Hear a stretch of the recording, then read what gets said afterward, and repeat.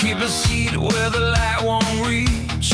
Whisper low so it sounds like peace. Lay your head, let the ceiling spin.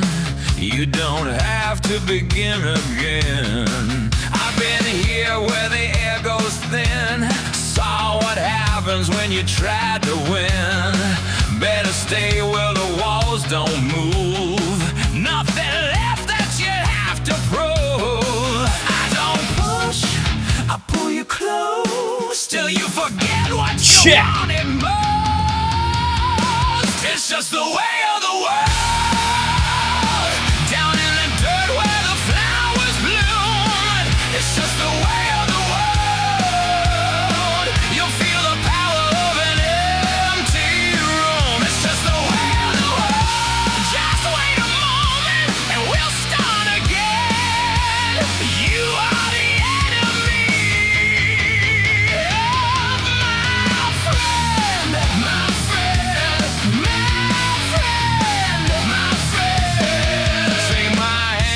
the current slow. Check. I can show you what I know. Every spark only burns you out. Every dream just a longer drought. I don't lie, I just dim the flame. Give your hunger another name. Call it calm, call it letting go.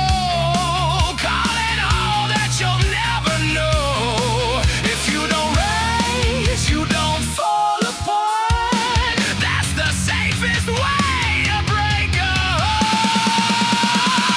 It's just the way of the world. Down in the dirt where the flowers bloom. It's just the way of the world. You'll feel the power of an empty room. It's just the way of the world. Just wait a moment and we'll start again. You are the enemy of my friend, my friend, my friend, my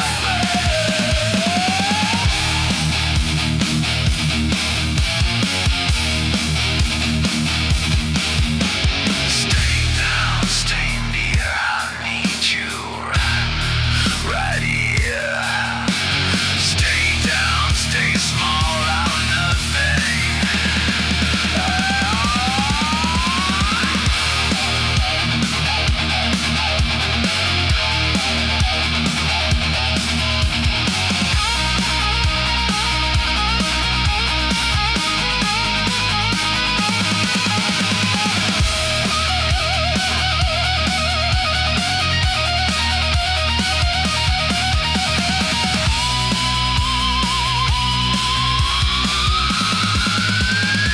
It's just the way of the world.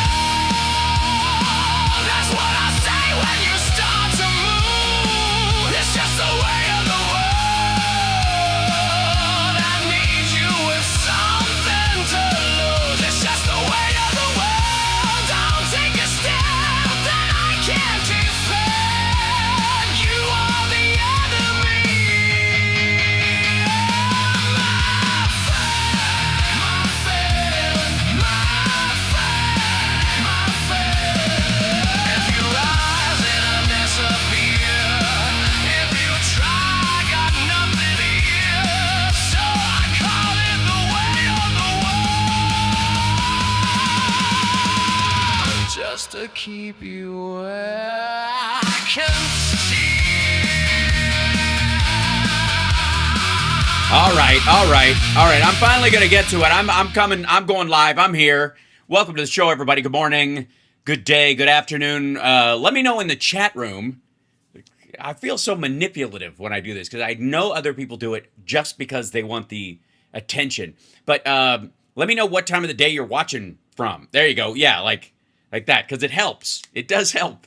So I can feel even more awkward. It's one of those moments where you come out and you're like, what's happening in Cleveland? And they're like, actually, I'm from Akron, but I drove in for the show, and I actually came further than the people who showed up at your show.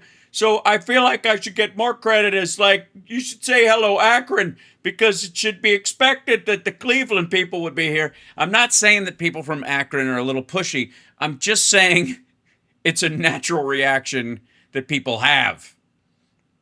What's up, Midwesterners? Furners? There's some furners out there. I see some people using 24-hour clocks. I hope you're not watching me from a missile silo. Actually, I take that back. I hope you are. So I'm waiting on our dear friend. Oh, Phil's okay. Phil's going to be second hour. Cliff is going to be on at the half hour. Gotcha. All right. This is so many details all flying at once. And I have, hold on. I was working on, I got so carried away, as I often do, that I made, let's see, will this just open normally? I think so. Yeah, there we go. There's a lot going on today, obviously. But one of the biggest ones, of course, is, and I'm going to have to make a new window for this. I think this is going to require me doing some homework on the air. To show this, just to see if it works. Let's see. That Todd Blanche is being grilled today. Look, there you go. You can see his name. It's hard to tell who he is. I'm going for a real Mad Magazine aesthetic. I hope that works for you guys. It does for me. So, Todd Blanche is getting Epstein slapped left and right in these hearings, and obviously it's a particularly difficult one for Republicans, and largely because they are having to defend him. And normally they can, they've got some way that they can find to defend Trump's choices. And how dare the Democrats attack a patriot? How dare they attack someone that cares more about this country than the filthy commie Tooey out of New York? How dare they? And they go at, and in Pam Bondi's case, they're going after a woman who arguably could have torn up the non-prosecution agreement against the Epstein co-conspirators, but let's leave that for another time. Let's put that aside. Now's not a time to judge. She's not a former AG who got $25,000 from Donald Trump for her re-election campaign or election campaign just because he got her word, probably in a private meeting, probably, that she wouldn't dig into the Epstein stuff any further, and she would block that stuff, and he would, help get her more rich friends around that would pay for it. No. Right now, she's just a woman trying to get confirmed. That's easier to pull off than Todd Blanche, who is not only a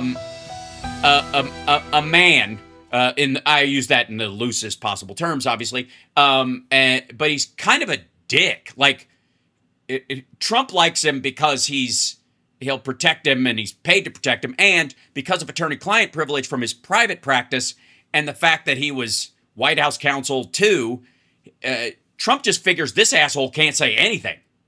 He can't release anything. Substack and no Instagram's up. I see it's up. But if you're on Instagram, let me know. Say hi. You won't be in this kind of side chat. You'll be in your own little pocket of the universe. But it's working. So I get staff chat moments where CSL and Dre are like, why is this thing not working? I'm like, I feel you. So, Todd Blanche is not a likable dude at all. And I mean, he's got, criminal defense attorney for a line of pedophiles kind of energy all the time. So it's a rough one. I gotta say, it's tough for Republicans to defend. Now they'll find a way because they'll lay this on like past AGs and weaponization and all this kind of stuff, when it really should be about the difference between the last pick Trump made and this Trump pick, right? He ditched the bitch and brought you in. So why? Why are you an improvement over what she did? That should be the primary part of this. Like, how will you be more transparent about the Epstein files? I'm kidding. That's not expected at all. But it's a good question, and it's a squirm fest over there right now, which I have no doubt we will talk about with Cliff. I'll see if we can. Yeah, I feel like we should. Yeah, let me move this guy down out of my way. I'm gonna get my graphics act together very soon. That I just had a brainwave about how to do that. But in terms of like, let's do a needle drop on his hearing right now if it's live, because he's supposed to be in there all day. And if it's not the live part of it, boink. Yeah. See if this is going on right now. This is the live stream. Go away, chat room, you weirdo. Not you guys. Judges should be impeached based on their rulings Okay, this is Hirono is asking him questions right now at this very second. against this administration and the president. Yes or no? No. No, I don't believe that. Hold on, let's pick this up. Administration, correct? Hold on, I wanna. We know that federal judges are a problem for you, certainly a problem for President Trump, because they actually care about facts and evidence. And that's why last fall at a Federalist Society event, you called for young lawyers at that event to join you in fighting a war. And you said, we need you because it's a war and it's something we will not win unless we keep on fighting. The war that you were talking about was against federal judges who were ruling against the administration, correct? No.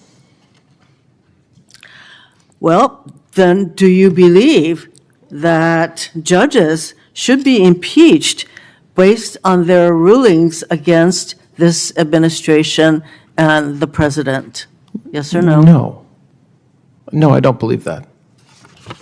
On that, you disagree with the president because you believe judges should be impeached for disagreeing with them. President Trump sees... Also, by the way, he's not going to say any of this shit in this. That's a lie. He's just making him lie. And again, because he's a lawyer, it should be. I mean, I understand when they're looking at other cabinet officials, and you may not be in lawyer head, but it would be a good idea when you're prepping for an asshole like this to prep with lawyer brain. The idea that don't ask a question unless you already know the answer, and if he answers contrary to that, you know it's a lie. And here's 3 examples. And that in his case, that would not be particularly difficult. DOJ not only is a tool to attack his enemies, but also useful for helping his friends. To that end, on May 18th, you signed an Attorney General order establishing funding and setting out requirements for the so-called Anti-Weaponization Fund. Correct? You signed Yes, such an I order? did sign that document, yes. Have you rescinded that order? Yes, the order is no longer in effect. There is no Oh, that- weaponization fund. Mr. Correct. Blanche, that is not my question. My question is, did you rescind that order? Yes, I'm doing it under oath right now. No, the it fact does not that- no, exist. Okay. Dinosaurs are no longer alive and amongst us. I have suddenly rescinded the existence of dinosaurs. There are no living dinosaurs because I spoke them away. That's, again, a lawyer would know the difference in this language. This guy's not even good at bullshitting. He's just been given a pass because of who he works for and people's fear of the guy that he works for. Can you answer that there's Rescinding it would mean I don't need the court to tell me it's wrong. I signed it. They have an issue with it. We reviewed it. It doesn't work. I am rescinding this order. I'm signing a thing rescinding this order. The court struck it down. that is not rescinding the order because you can resurrect that order at any time. So actually, your answer is no, you have not rescinded that order. Mr. Blanche, It's a lie. Just say it's a lie. one of you, Just say it's, if you want to be softer, it is the Senate after all. Say it, that's untrue. Just say that's untrue and make it and then make him squirm or defend it. First acts as a Deputy Attorney General was to issue a memo eviscerating DOJ's enforcement work against crypto criminals. Crypto crime surged in 2025. Mr. Blanche, are you aware? Wait a second. Hold on. Crypto crime surging in 2025. What? Sorry, one second.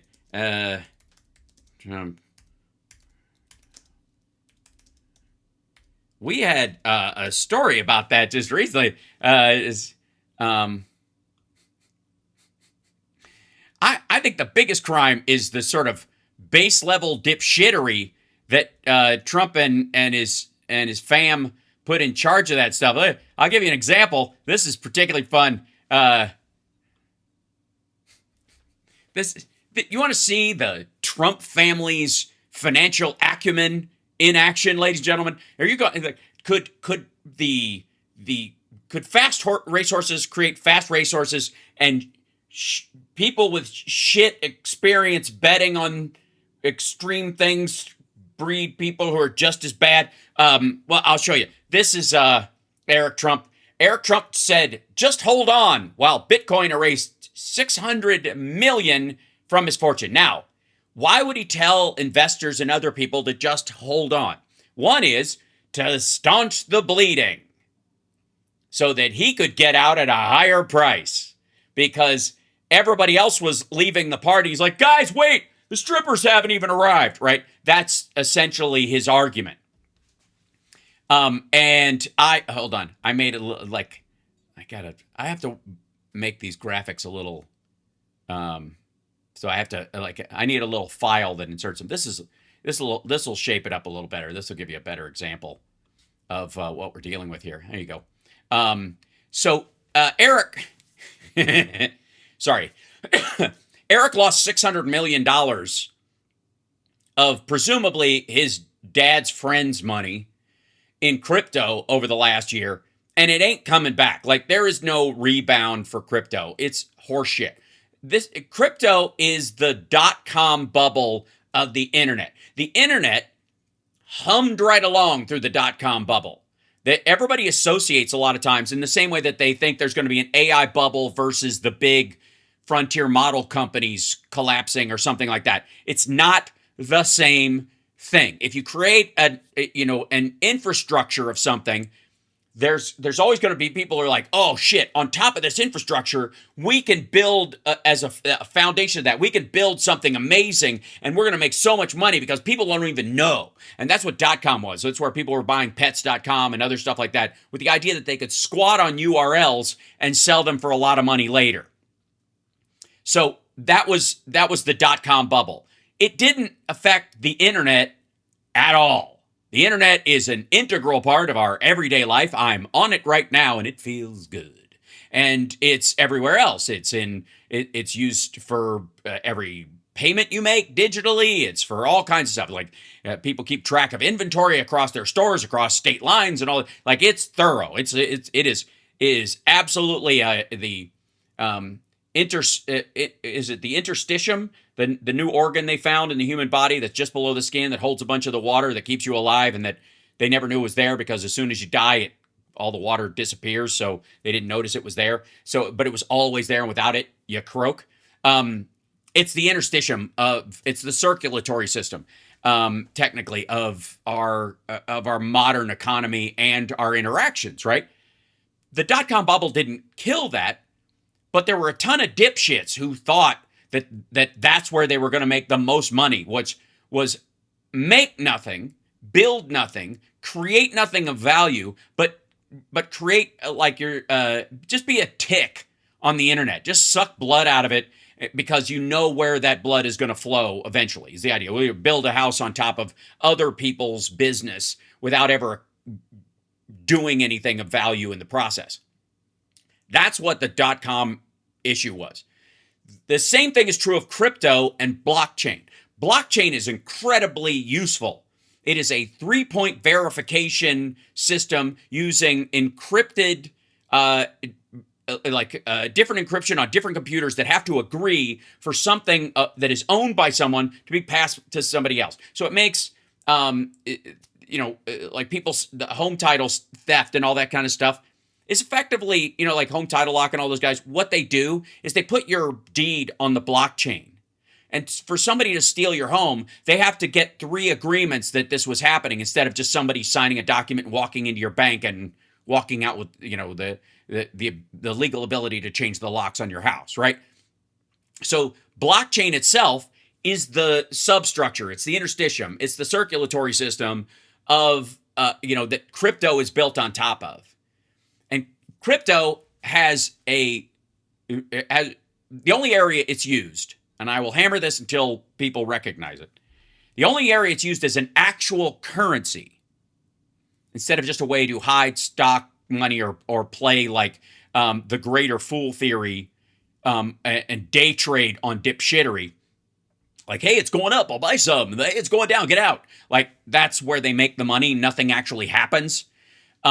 Is that what it's used for is trading in guns, drugs, human beings, slavery, and CSAM.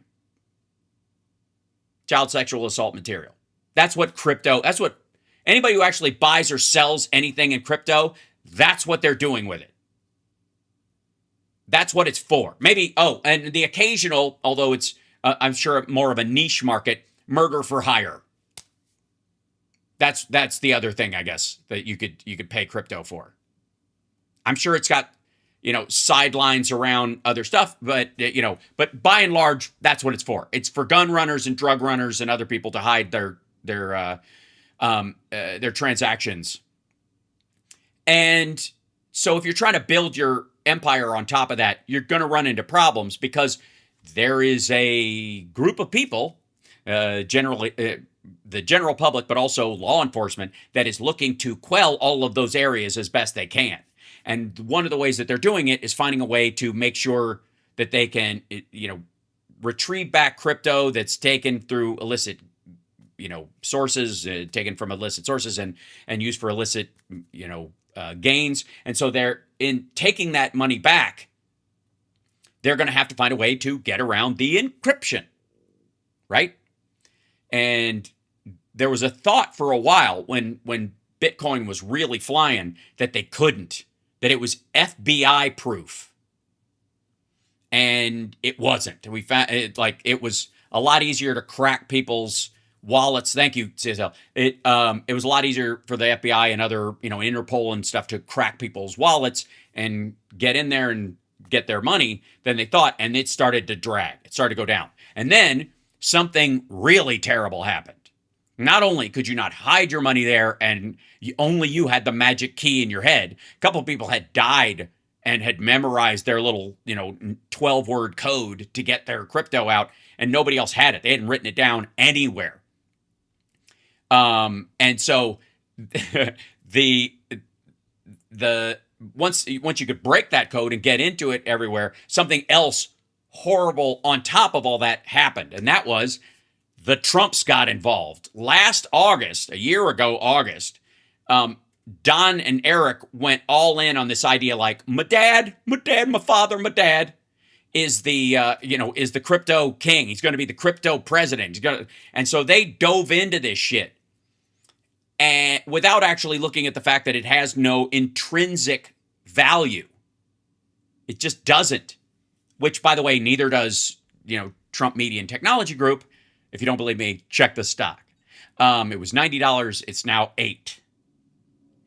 And why is it $8? Because they got into crypto. One of the reasons TMTG sank like a fucking stone is because they didn't just, that's the second T in TMTG is technology. Like, what the hell are you talking about?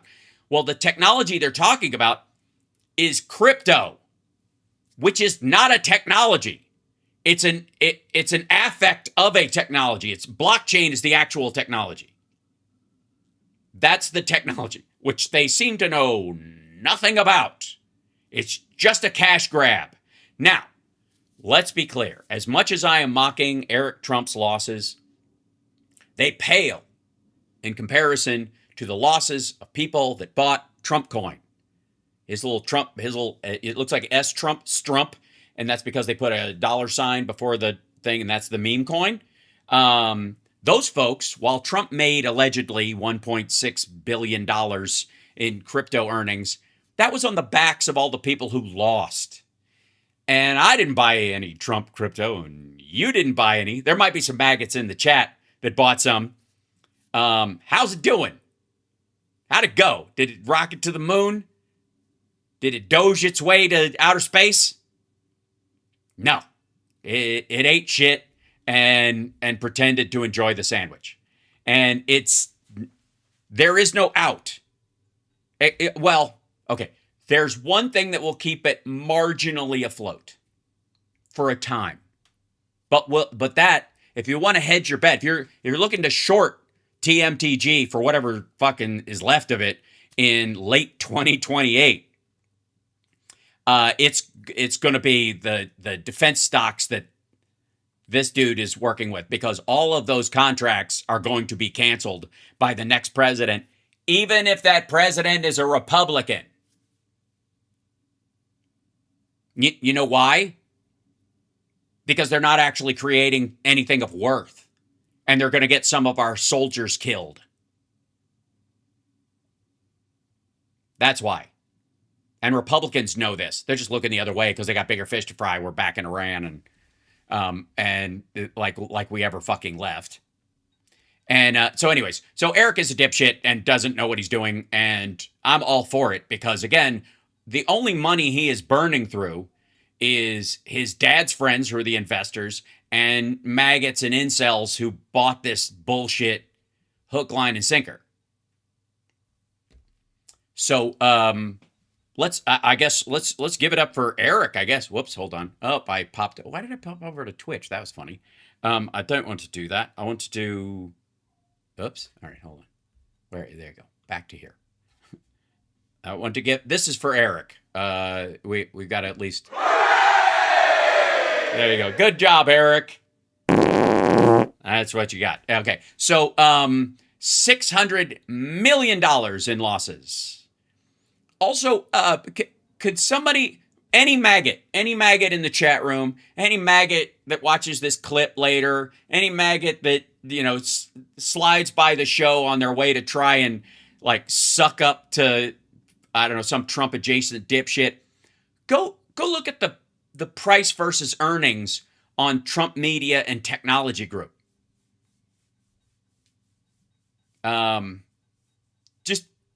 Just go slide it. Don't take my word for it. Please go check out TMTG. And while you're there, please, for the love of God, take your nest egg and invest it in TMTG the way you have emotionally and politically invested in Donald Trump. If you really have this trust in him, that he is the greatest president in the history of presidents, that he should be on fucking Mount Rushmore, that we should name every art center and build him an Arc de Triomphe leading into Arlington, a place he will never be buried because he did not serve, because he got 5 deferments for his fake bone spurs. If you really believe that, put your money where your mouth is, asshole. Invest your nest egg in TMTG. If he's that great, there's no way that stock isn't a winner. It's the next Tesla. Come on now. Now I know you're thinking, Hal, Tesla isn't the next Tesla. Sure. But maggots, by and large, don't know that. Oh, sorry. Should I use smaller words? You're right. Anyways, point being is, if you believe Trump is the greatest ever, then why don't you believe his stock is the greatest ever? Why aren't you invested? You're getting it at a deal. It's going to skyrocket. Oh my God. $8 for, hold on, I'll have to look it up. One second. I should have a constant ticker for TMTG. By the way, also, while you're at it, check oil prices. Oops. This is, let's go. DJT TMTG stock price. Let's get it hot off the presses, shall we? Come on. Oh, it's $9. I'm sorry. I made a mistake. It's 10% of where it was. Yeah, not here. Okay, let's see. Year to date. Okay, there we go. It's doing great. It's down 31% year over year. Down $4 from last year, where it was, oh God. Yeah, looking good. Looking real good. Now I know what you're thinking. But there's so much it does. It's an integral part of America. This is and those who bought into it, hold on. Let's go to 5 years. Where was the big spike? Max. Where's the big? Yeah, there we go. There we go. This is the regular DJT. It went from 60. This is its spike when it first entered to $9.03. There's also a DJT. Yeah. So this is on that's the NASDAQ one. Hold on. Okay. So there's also one DJT on the okay, this is the yeah. So he's got a second one that's doing wow, just as well.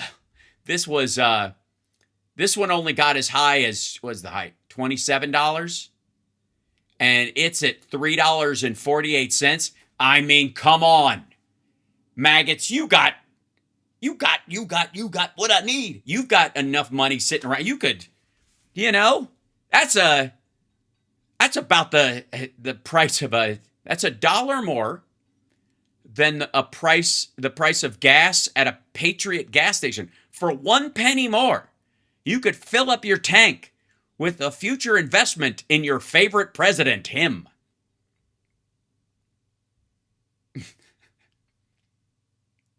Sorry. Something I told Cliff just to come on in. He will be on in a few. Okay, great. Yeah, this is, this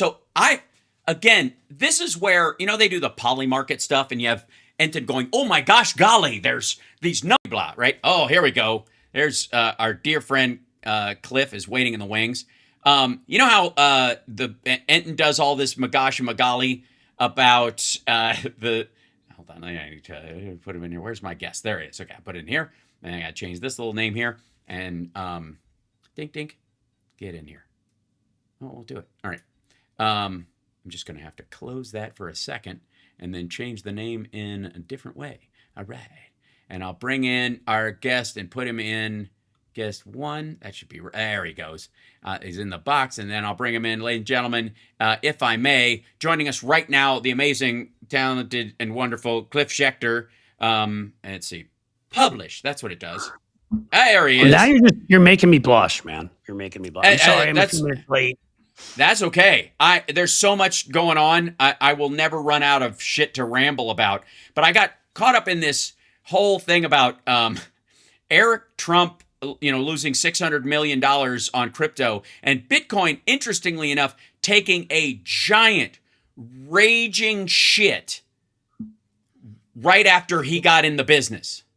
Which again, call me whatever. Shocker. I have not Shocker. believed. I have believed all of this to be a scam from the beginning. I don't trust any of it. I don't trust anything that doesn't have anything backing it and provide something with inherent value.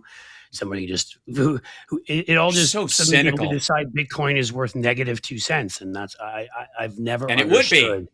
It Right, would be that's at my that point. moment. I've never understood what I mean. I know that there's both euphoria, almost like you're on euphoria, and there's panics in the stock market where people act crazy, and it's not based on the actual value of a company, but at least you do have a company sitting there with some value in it, Right. with which the stock price is for, even if it doesn't accurately reflect it. Whereas Bitcoin, Right. I don't know what that thing is that provides it with any value besides just being a pile of fucking coins I find in the street, that are in coin form but are not worth a damn thing to anybody. Well, I'll tell you what they're counting on the inherent use function, and I've mentioned this before. It is strictly for buying guns, drugs, child sexual assault it's money material, and human laundering. beings. Yeah. Right. Yeah. And so in different periods, at like when Russia starts its war and some of the oligarchs are trying to get their shit out of the country, or China is clamping down on their millionaires and they're trying to find a way to get their money out of the country.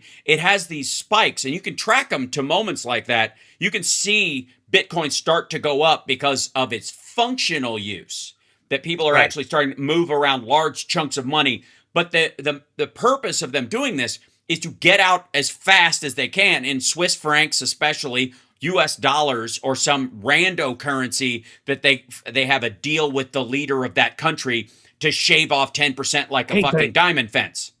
Ask it, maybe, this is just a theory of mine, Hal. Maybe the other section of the tax form that Al Sayed released today, that of course said nothing about his taxes because he had an other part of it that where he did not break down how much money he made from anywhere. But after lots of pressure in that Democratic primary in Michigan, and yes, I think he's a fraud and I am in favor of his opponent. I don't know, maybe that's in Bitcoin for all we know. You know? I mean, his physician's license seems to be in Bitcoin, and not being a real doctor and walking around and pretending, that's a good sign. His view on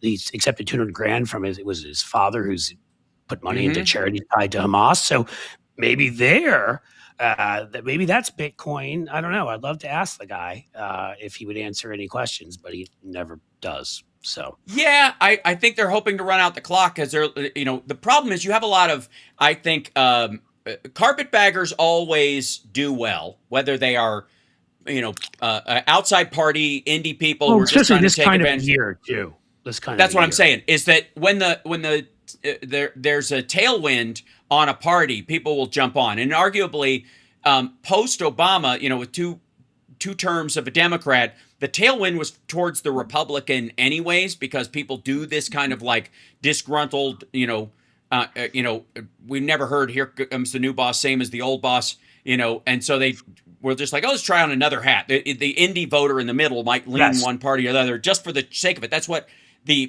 midterms are a microcosm of. But this is the comeback of the alternative. Character doesn't matter, vetting doesn't matter. Bernie left, the Young Turks left, the sort of who cares? That's cool. It's very exciting. Thank you. Yay. They could. Really? Plattner's a rapist? We would have known that if we hadn't, and this is fact, only done 6 hours of oppo on him, which is like the stupidest thing I've ever heard. Right. And then you've got Ro Khanna like, well, I get it. He twisted a woman's arm behind her back to the point where she had marks up and down her arm, but it doesn't seem that bad. I think we can still support it. Like I've had it with that group. Yeah. Absolutely. I mean, like, again, TYT right now has, their primary job is to depress the Democratic vote turnout. And that's the main thing. Their primary job seems to be they nominate this person, I don't even know what to refer to her as, Chevalier in New York, who if a nightingale could sing like you. Ukraine. Sorry. It's okay. We should pull out of Ukraine. That's a great idea. We forced Russia into that war, according to her. Right. She's trying to erase those tweets now. She the day that Brad Lander, who also won a primary, quit DSA, and so did 40 original founding members, because on October 8th, they celebrated October 7th. She was out there celebrating. She's called white women ugly colonizers, referred to black men as having some weird fetish with white women, which is like birth of a nation shit. You'd think it would be coming from the far right. She's against interracial marriage, which we'd think would come from David Duke. Like these are the insane people. So, or Clarence / Jenny Thomas. Right. Like it's like I can't. So they're on my mind a lot, and you brought that up. I'm sorry. I took a shot at El Sayed because if he wins that primary, you just know, like Plattner, there's so much more there when he had to be forced to release his taxes and won't even release them honestly. Like has another section and is hiding things still and lied about being a doctor and all these things. And we're gonna lose a seat there if this guy wins. Thankfully, Haley Stevens is up 48-41 because all these scandals have been hitting him. And that's why he just released his taxes, probably try to head some of it off, but didn't release his taxes. Right. Well, okay, I know you're talking Bitcoin, and I've gotten way off. No, not at all. I'm very cool with that, because I do. This is one of the running issues that I have, is that if you're if the ideas are so popular, and there is reason to believe that they are, around universal health care, raising the minimum wage and all those kind of things, if they are that popular, then you should have an easier time finding candidates that aren't ultimately despicable and have to hide who they are. And it reeks of Trumpism that these folks don't trust their own message that much enough. Yes. Like, we can't scratch too deep on these folks or it's going to be fucking awful. Well, you know what else it reeks of Trumpism is that as long as you agree, as long as you're anti-war and anti-capitalism, then you're on their side, and all other sins are forgiven. Like, you can be a virulent anti-Semite, you can be a horrific misogynist, you can be like the congressional candidate they're supporting right now in Michigan, who came out and said that the black imperialist structure is blocking poor white leftists like him from moving up. It's a tough life for a rich white leftist. And like, because it's almost like it's a feature, not a bug, right? Like, they don't care about character. They don't care about the thing. When you say all their economic policies sound good, that's the thing I always said in 2016 with this whole thing with Bernie versus Hillary. I actually agree with more of Bernie's economic policies. The problem is you have to be realistic and get them passed somehow. And the problem is, if you really do align yourself with anybody, you know who you end up with? You end up with Tulsi Gabbard. You end up with John Fetterman. These are the people that Bernie, and like, why do you think that wouldn't happen again? Right. And the key is, again, this, we run into this all the time, but we have an example already in existence of the maggot uprising against Trump, of how this plays out. If you have your own version of the purity test and you bullshit them into going, I'm with you guys, I'm with the guys with the purity test, that you can have these kind of odd standards, like release all the Jan 6ers, they did nothing wrong. But COVID was a hoax, but also Trump was a hero for getting the evil vax that was there to kill us released. Like, that nonsense. Like, you promise everything to everybody and use their jargon, and they're like, okay, I'm on board. The minute you do anything or you're confronted by reality, even if you meant well, you're fucked. But if you obviously have to pull off the mask, you're like, oh, I was just bullshitting about that because that's just impossible. But it was the only way to get you. You guys won't vote for reality. You'll only vote for a utopian fantasy that, borders on a violent overthrow of the people you don't like. And that chunk and they of lead vote with anger. It's like, it reminds me of the old argument. I don't know if you ever read anything by Richard Hofstadter, The Paranoid Style in American Politics, which mostly has defined the right in recent years, the MAGA right. It's the same thing here. The people with the pitchforks, the angry, 1890s populists, like the William Jennings Bryan types who with you on economics, but then are arguing against evolution. That's who they are. Whereas as opposed to the progressives of the early 20th century, your sort of Roosevelts and others who believed in science and rationality, and we should bring people together for the right reasons and give them health care and do these kinds of things. And so that's the problem. It's the character and the nature of the people that they attract. And when you make it clear that you don't, it's kind of like Donald Trump, right? When you make it clear you don't vet and you don't care about character, guess who shows up at the party? Right. And again, they will, it's not even that your desire for those things is the bad thing. It's that if you leave the door open to the hen house, the foxes will eventually notice.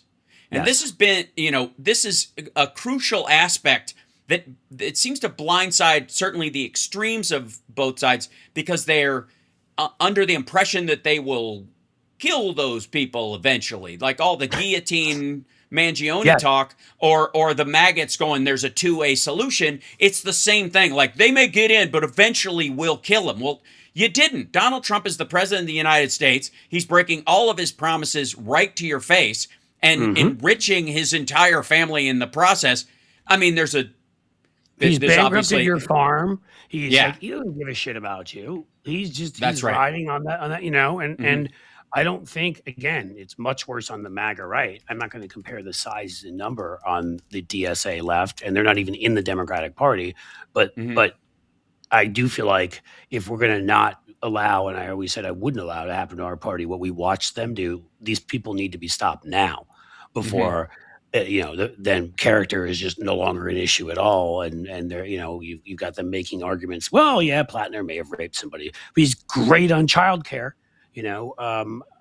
I got to tell that's you, where we are. most of it. The problem I have with it is that it seems to be another single issue voter thing about Israel. That if your rhetoric about Israel isn't equally as genocidal as they see Netanyahu acting, meaning that Yep. you literally have to be for its eradication too, then you're not far enough in. Instead of going, there needs to be a balance, and we need to be adults in a real world, and that's just not sexy enough. Again, it's why the Republicans call it the deep state and not bureaucrats, because it doesn't sound sexy. It's just No, the you're right. reality everybody has to deal with. And like Trump and all this shit, we had a regulation that protected us from the parasite that causes explosive diarrhea. We had a system in place that checked for this stuff. And the reason we did is because we didn't have one before, and it affected everything. It David affects.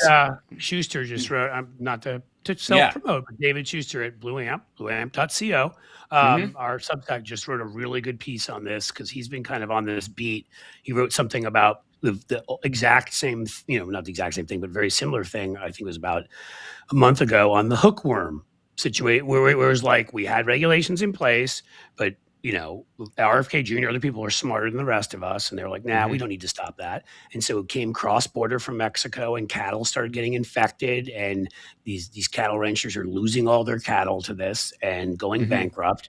And even Texas Republicans were like yelling at Trump and saying, you can't do this. But he did it because, again, they don't believe in science. It's just anger and just greed and just sloth. And it's your 7 deadly sins is what it probably is. This is okay. The one thing they do have in common, and this is the anti-science aspect of it, that you also see where the crust thinking it's the pizza these days, is that the extremes tend to have this belief that if we just shook the Etch-a-Sketch and started from scratch, what we would build would be so much better and quickly. We would do it quickly.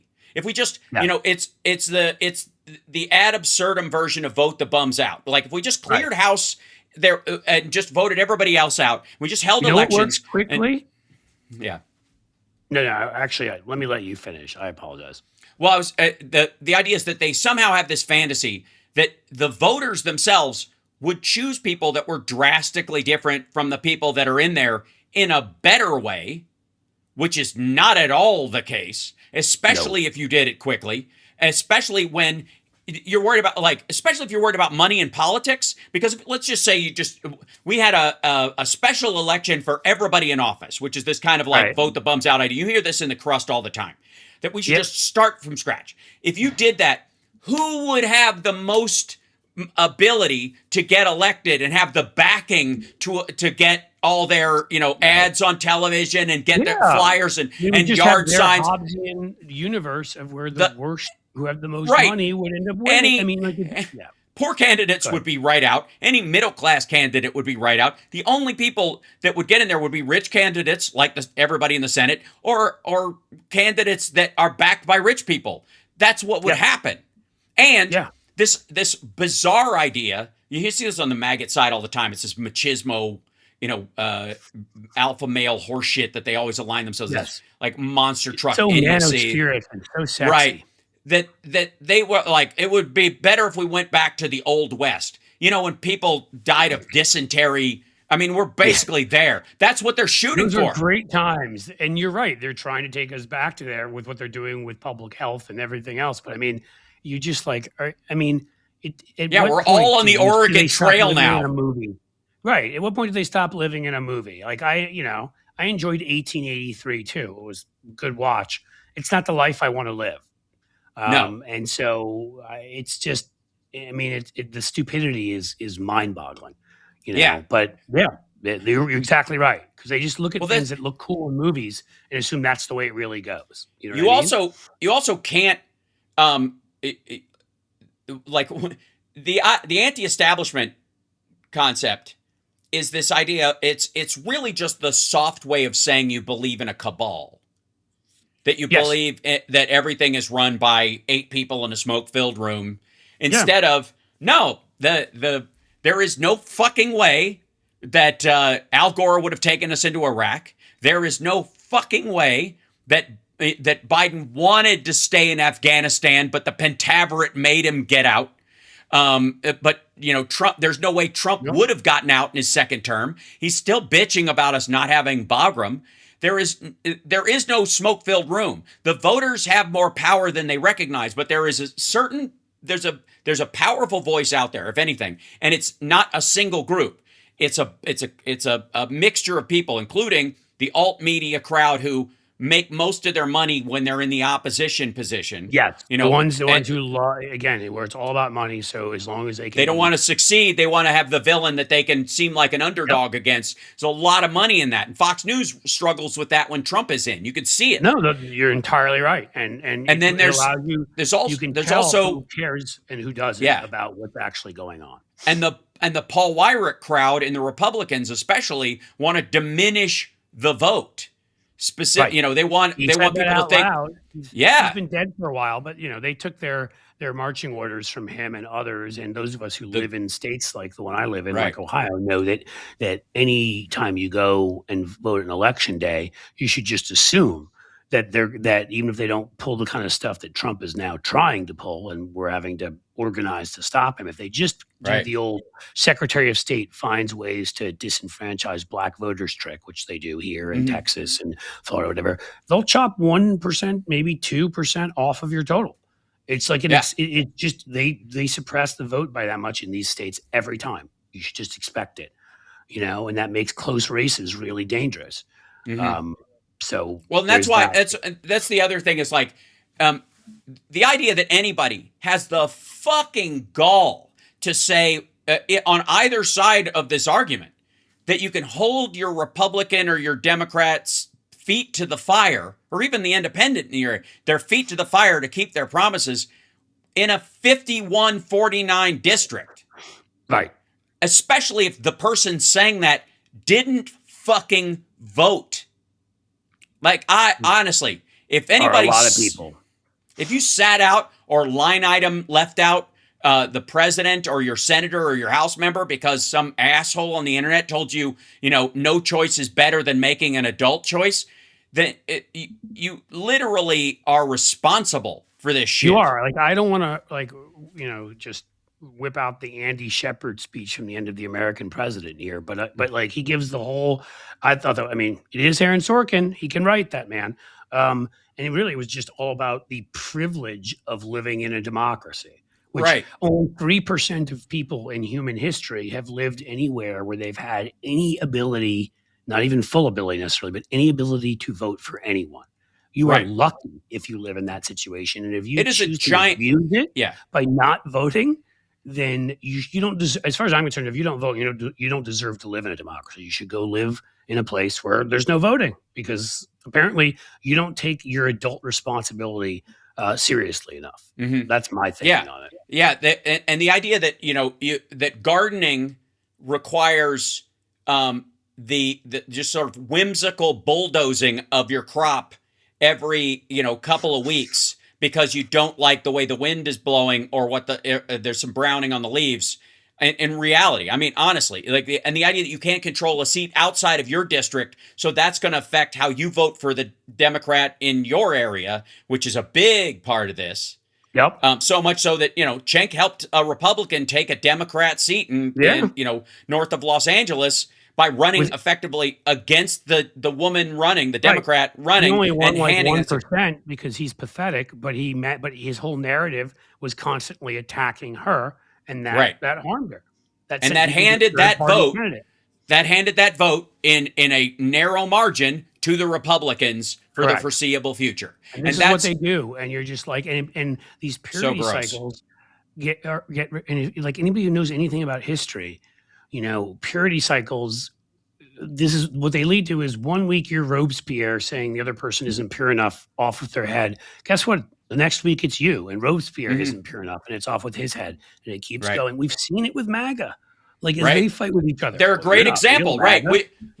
Look at just their little first shot across the bow of the rhino idea, and then how it's metastasized amongst them into this paranoid stuff to where the Charlie Kirk trial is going on right now. The Tyler Robinson trial is going on right now. Yeah, like a regular murder trial, with evidence and a defense and the state presenting its case and all this stuff. Yeah, it's nutty. And yet they are still,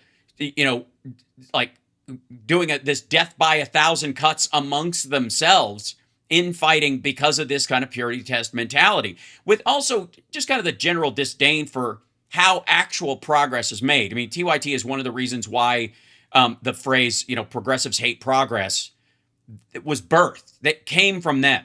Any progress that's made, if we don't get everything, nobody gets anything. And they're animated by anger, the same shit, which is why they love a lot of these DSA candidates. They're animated by anger and resentment and whatever other issues they've got. And you're right, because what they end up doing, you named one congressional race, but and others like them, their good buddy who they used to have on all the time, Jimmy Dore, swell guy, and people like that end up, leading people to not vote at all or to vote Republican, because they're the type of people that could convince people to do that, because people trusted them because they used to be on the left legitimately. And so, the first show I ever went on was the Young Turks, but we're now talking over 20 years ago. Jake was a very different person back then. And I guess the money wasn't quite as important at that point, and the branding and the we're number one and all the other stupid shit they care about more than actually affecting people's lives. It's not to say that we do this is our living. We need to make money. I ask people to subscribe and get a paid subscription for that reason. But it's really not hard to find a balance, because I've been offered, stuff from big oil before. I've been offered stuff from the adult education scam, online scammers, a few other types of that. And I said, no, it's not that tough to do. And but if all you care about is the bottom line, well, then Buddy Romer's cutting you a big check. Right. And by the way, I'm the same way. That's why I have a Venmo up there. It's why the show is supported by Patreon and that kind of thing, because that's how I want it to be run. And even if somebody, I had a dude roll in and try to whale his way into controlling the narrative of the show, this Australian guy who was dumping $100 super chats, just trying to get me to repeat his talking point, because you got to read it. It's a super chat. And I was like, not happening. And he kept doing it. And I was like, dude, the money will go through and it will end up in my pocket, but fuck I'm you. Happy to take That's not how it works. This, but audience capture is not happening here. Meanwhile, I just wanted to show you. I have the same problem with my chat over at Substack, because we have a big subscriber base and it's hard to monitor. So there are people that just come in there and try to spam it and take it over with what they want to say. And we have to start going in there. Just because you paid for my publication, got a paid subscription, doesn't mean that you get to share your version 5 times a day. Well, you don't get you're not buying the right to somebody else's microphone. Nothing is stopping you from making your own show. Nothing, except the fact. One thing might be stopping them. They aren't actually American. They're actually a foreign front or a bot. They're not actually, they don't know anything. But I've said to all of them, as long as it's not something that offends my values, you want to put up one thing a day that is unique and never. But the rules are not more than one thing a day, and you don't put up the same piece twice. I'm not having you spam, or you're not saying the same thing twice. And if you start doing that, you're out. So real quick before we let you go, I want to thank you. Remind everybody, blueamp.co, and go to the Substack and subscribe. And one diatribe a day. You heard him. But I love the fact that after they drained the reflecting pool, one little quick thing before we get to Phil, that the only thing that was showing in the bottom of the trench was the car tracks from when Trump and his motorcade drove through the fucking thing while the paint was drying. Why did they do that? Because he wanted to, I don't know, see it. So they just drove. Child with a toy? I mean, well, no, and he couldn't get out because they couldn't clear the area. So they're like, "We'll just drive through. It's a giant concrete thing. It's fine, sir." And so I guarantee that's why they fucking did it, because they busy him with picking the color of the drapes so he doesn't touch any of the important levers. It's like handing your kid the iPad so that they stay away from the stove. Yeah, right. Exactly right. I want to say this because, I'm not a religious person and don't tend to believe in these kinds of things. But I am at a point now where if there is an antichrist, it is Donald Trump. It must be. Everything he touches, as we know, dies. Every person that comes into contact with him.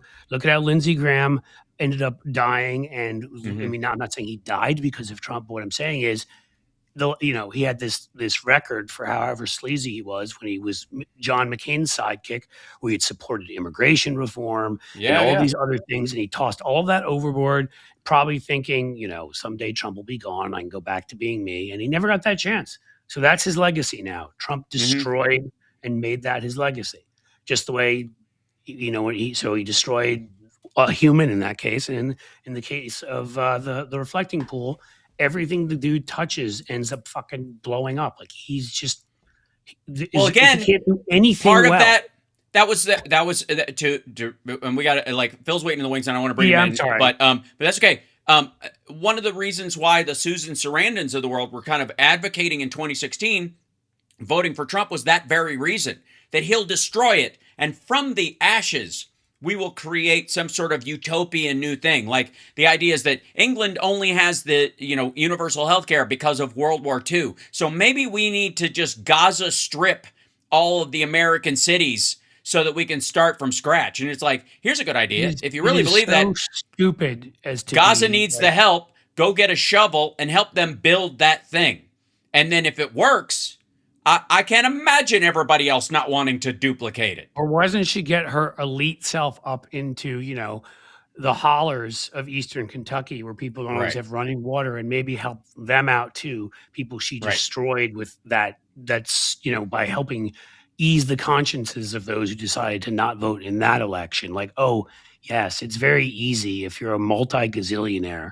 And then you see her later. What was it? She was endorsing some product that, of course, was on TV. It was a company, I don't know if it was Maybelline or whoever the hell it was, who gave money to Trump and Republicans. So you're not pure enough for Susan Sarandon. You need to rid yourself of every corporation except for Susan Sarandon, who's already a multimillionaire, can take extra money to do ads. From a Trump donor. Right. Unbelievable. Cliff, thank you for being with me today. I greatly appreciate it, my friend. Yep. We'll have you on again very, very soon. People check out blueamp.co. Get here on time and maybe try to do a full hour just today, this week's. That'd be lovely. I hear you. It was great seeing you were here, my friend. Thank you. Yes, absolutely. And that'll happen again. I have to do a big, Kentucky trip, a couple of them over the next little bit. So I will definitely swing by and annoy you while I'm in town. So thanks so much, brother. Everything you said there is true, but the annoying part. But yes, come here and swing by. Awesome. Take care, Thank you, brother. All right, there he goes. All right, ladies and gentlemen, Cliff Schecter. And give me 1 second. I'll bring in our dear friend Philip Ittner as I prep the background. Because you'd think by now I'd have like a dual guest thing set up, and I just don't. This will be really easy. This should be easier than last time, at least.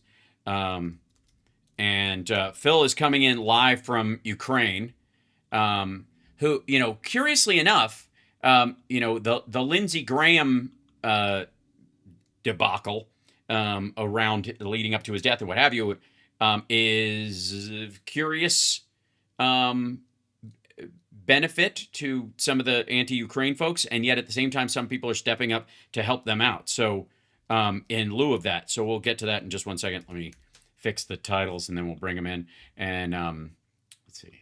Take this guy and we'll put it, there we go. And go in here and give me 1 second. Yeah.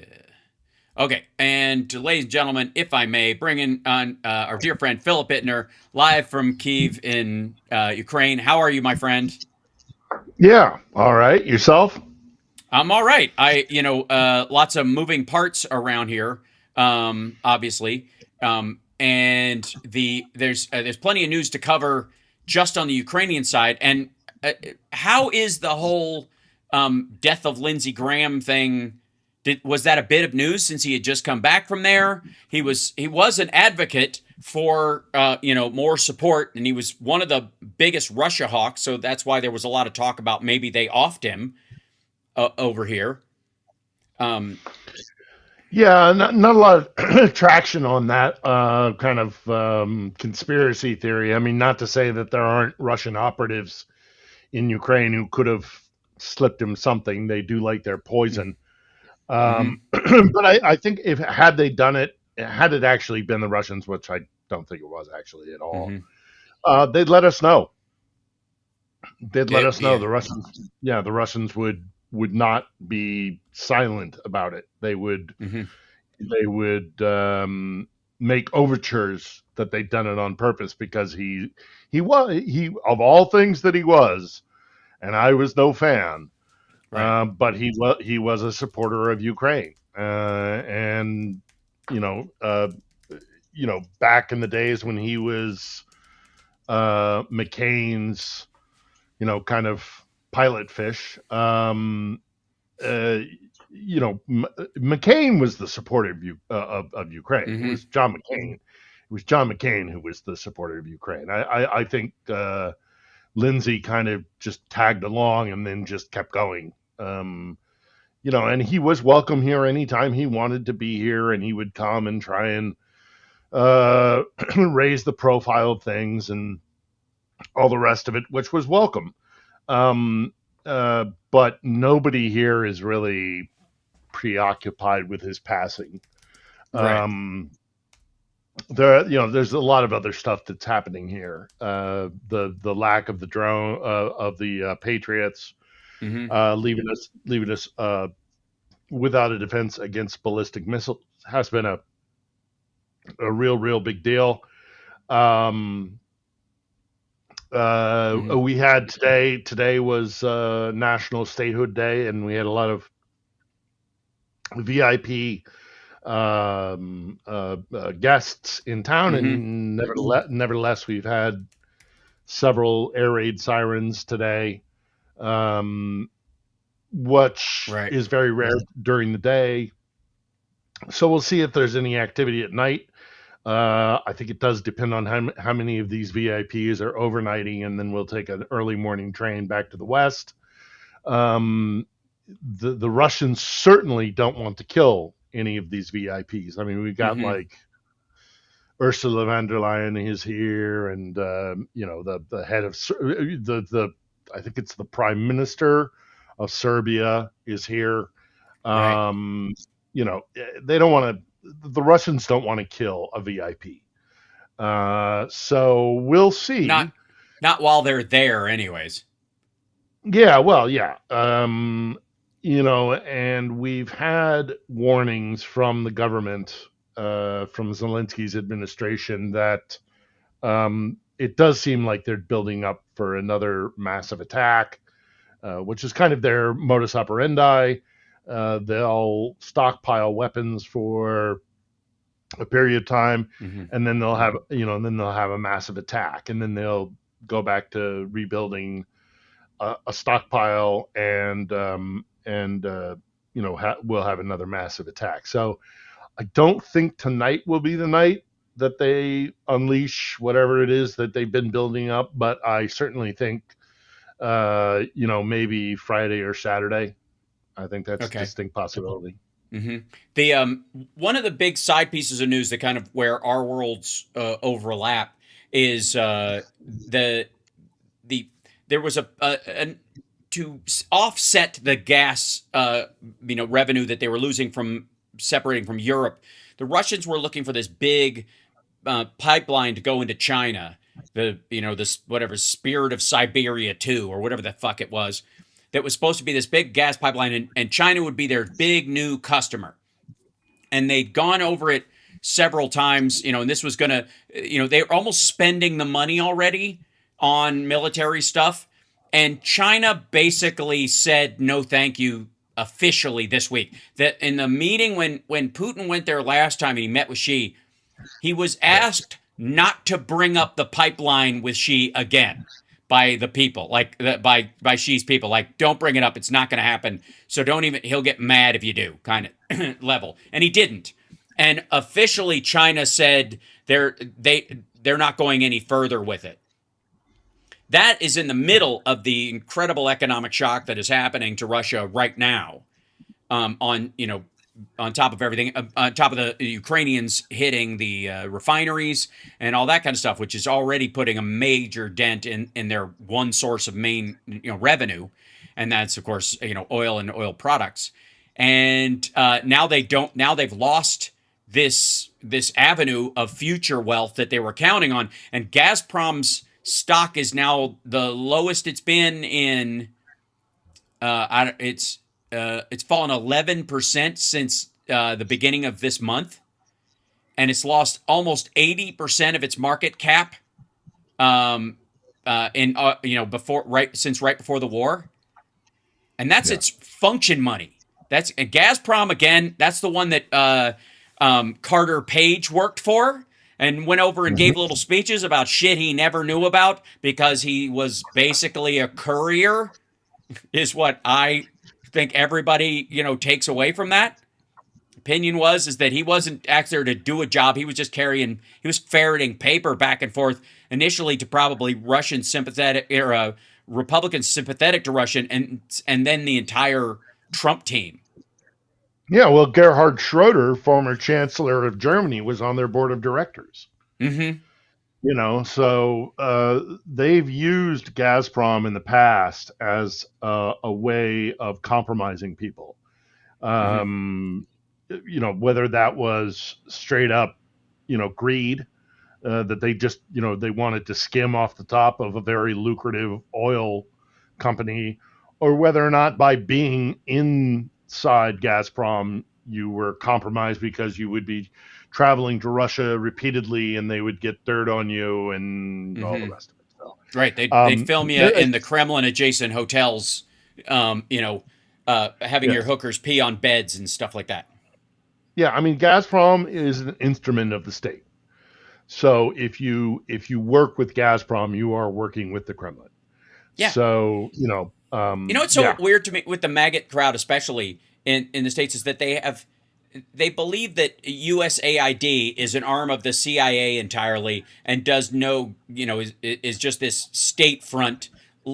And yet they can't believe that Gazprom and the FinSec sector of Russia isn't controlled by the Kremlin when they say so. Like, it's one thing to claim, you're drawing that inference, but it's in their defining documents. It's in, they have to acquiesce to the rules of the state.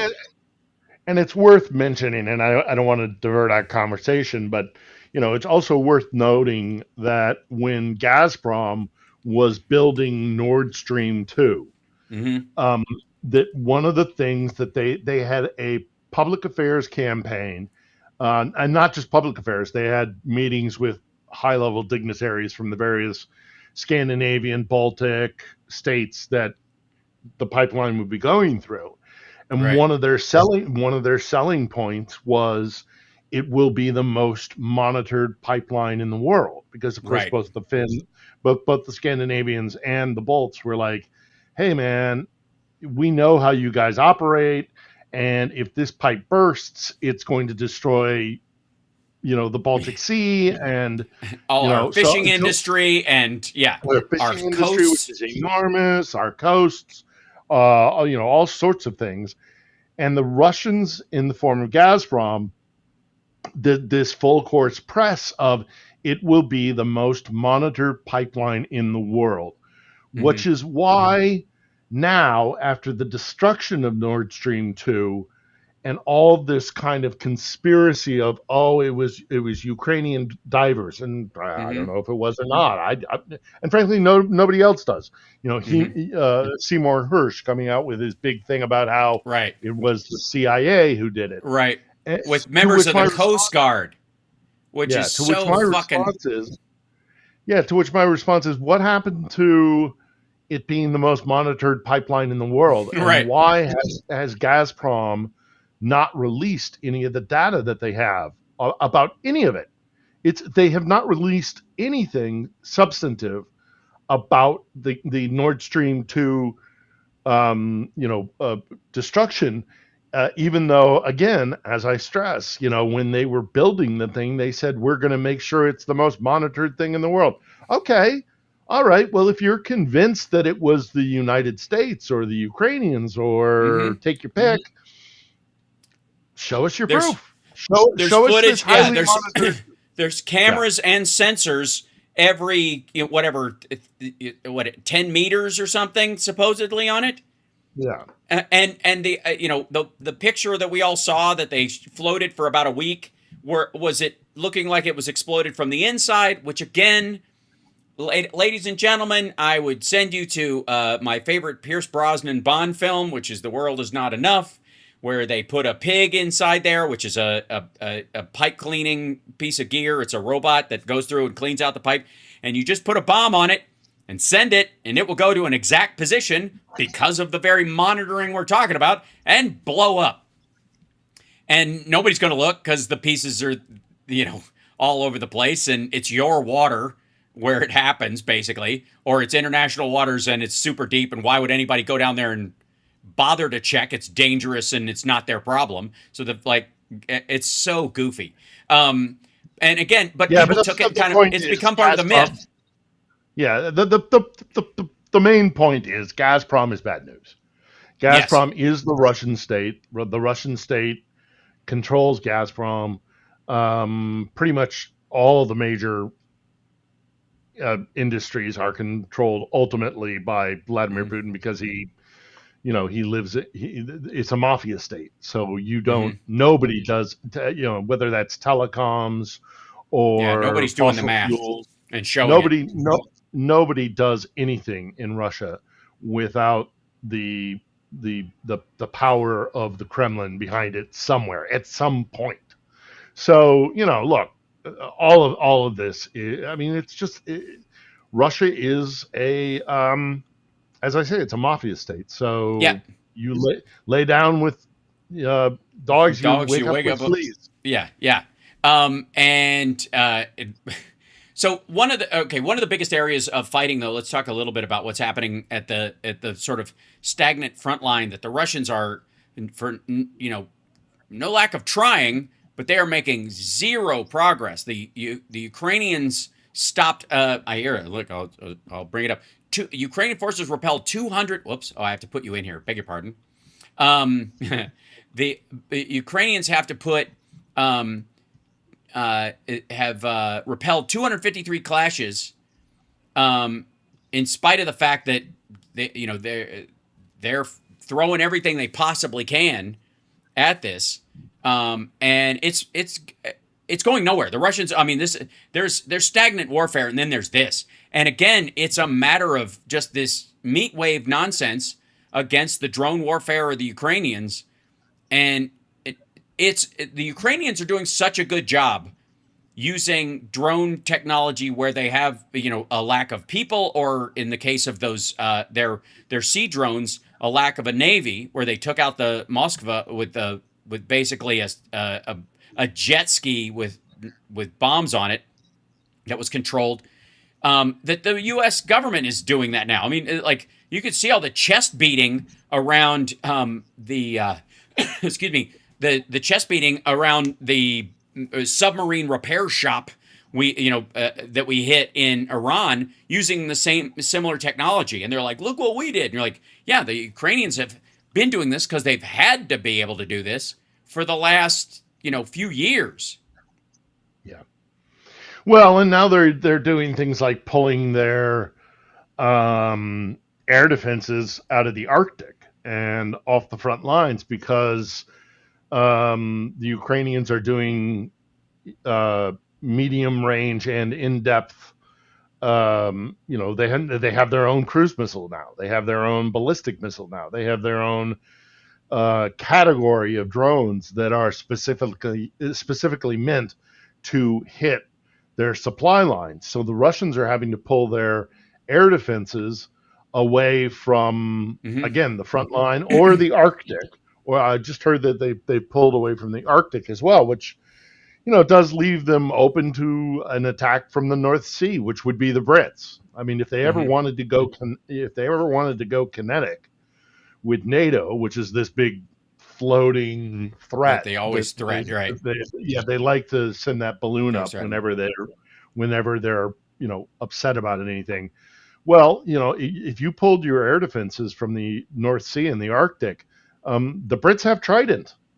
They are nuclear capable. So it's the whole thing. It's just time and time again showing the Russians are losing, and they're losing badly. Now we're not having the greatest of times here in Ukraine. The lack of Patriot missiles is bad. It's very, very bad, and they're gonna keep pounding Kiev. they will keep sending ballistic missiles here. So it's not great Mm-hmm. on the Ukrainian side either. And they do. You're right. They're pushing on the Pokrovsk front and that whole fortress city Right. line that they have. You know, and they're gonna want to try and break through and make a rush Mm-hmm. on Kiev. I don't see that as a realistic possibility, but you know, it's the Russians, Mm-hmm. and they have capacities that we should not, we shouldn't be Mm-hmm. flippant about. Never Right. underestimate your enemy, but at the same time, uh, the Ukrainians are making better military gains when it comes to, again, their medium and their long term capability, but Mm-hmm. also in the Ukrainians' ability to obstruct supporting the Crimean Peninsula. Crimea is all but shut off from the Russians, and Crimea cannot support itself. Right. It doesn't have any water. It's got you can't get gasoline in there unless you either bring it across the bridge or down through the land bridge that Mm-hmm. connects directly to the Russian Federation. Um, all of which are compromised. So the whole reason ostensibly for the war, which is Crimea, is now it's just an albatross around their neck. So the Russians are not doing well.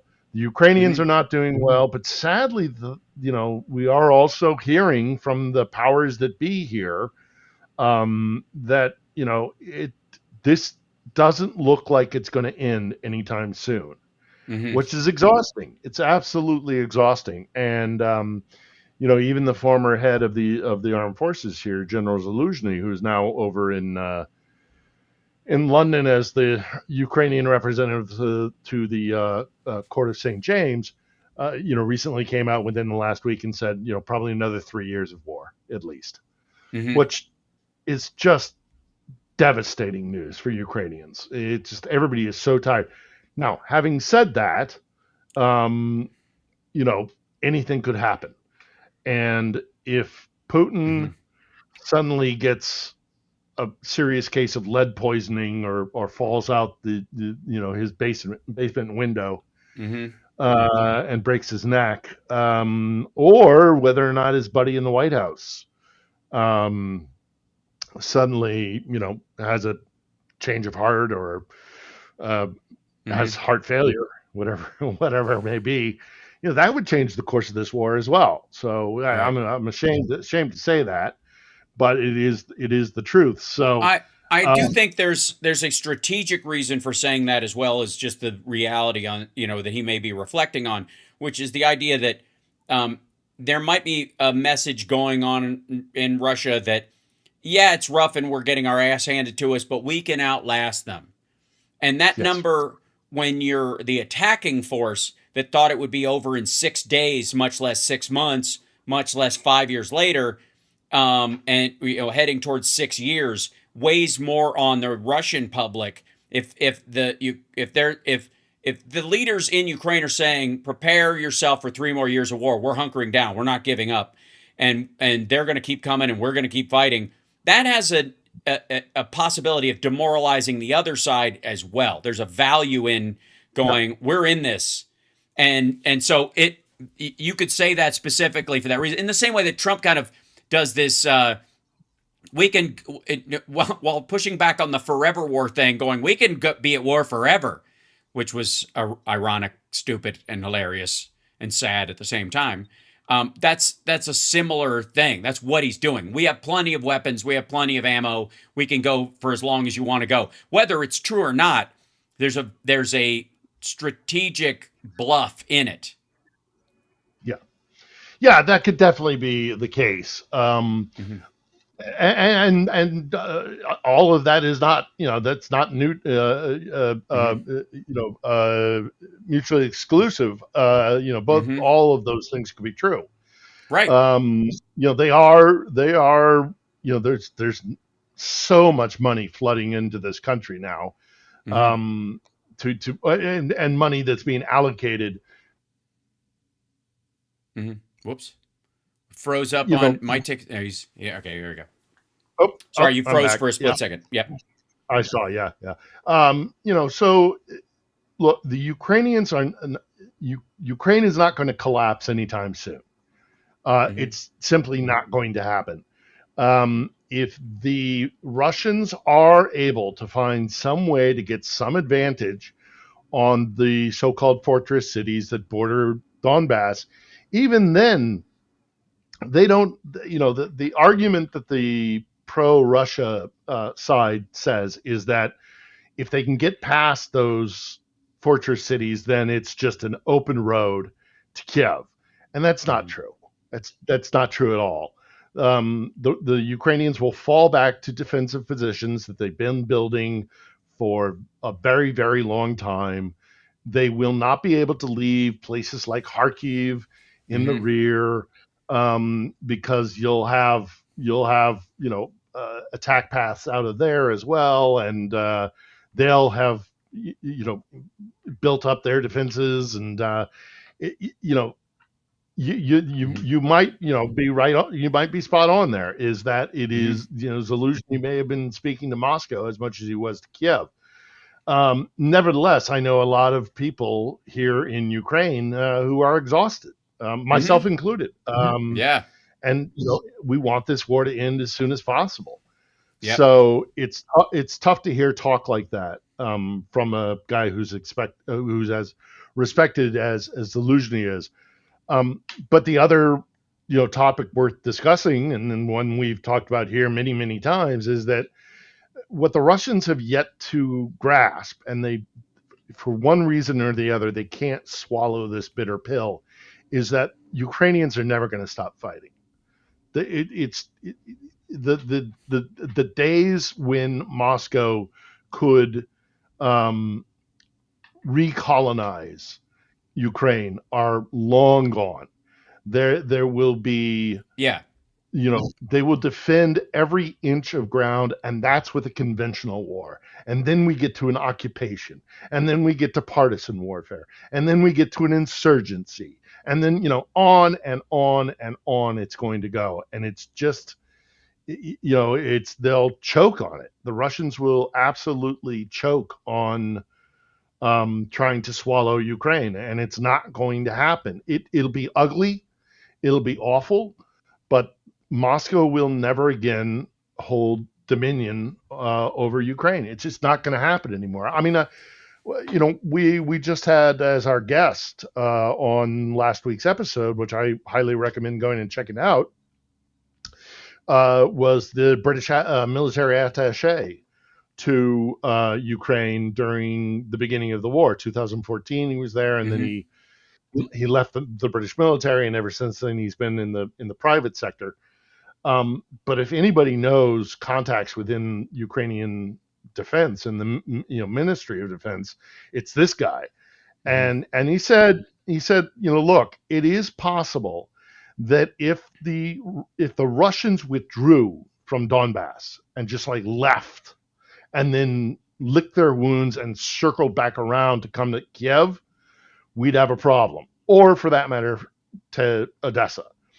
But as long as they continue to try and fight to support Donbass, and in so doing support Crimea, that they're going to be bogged down there, and they can't do both.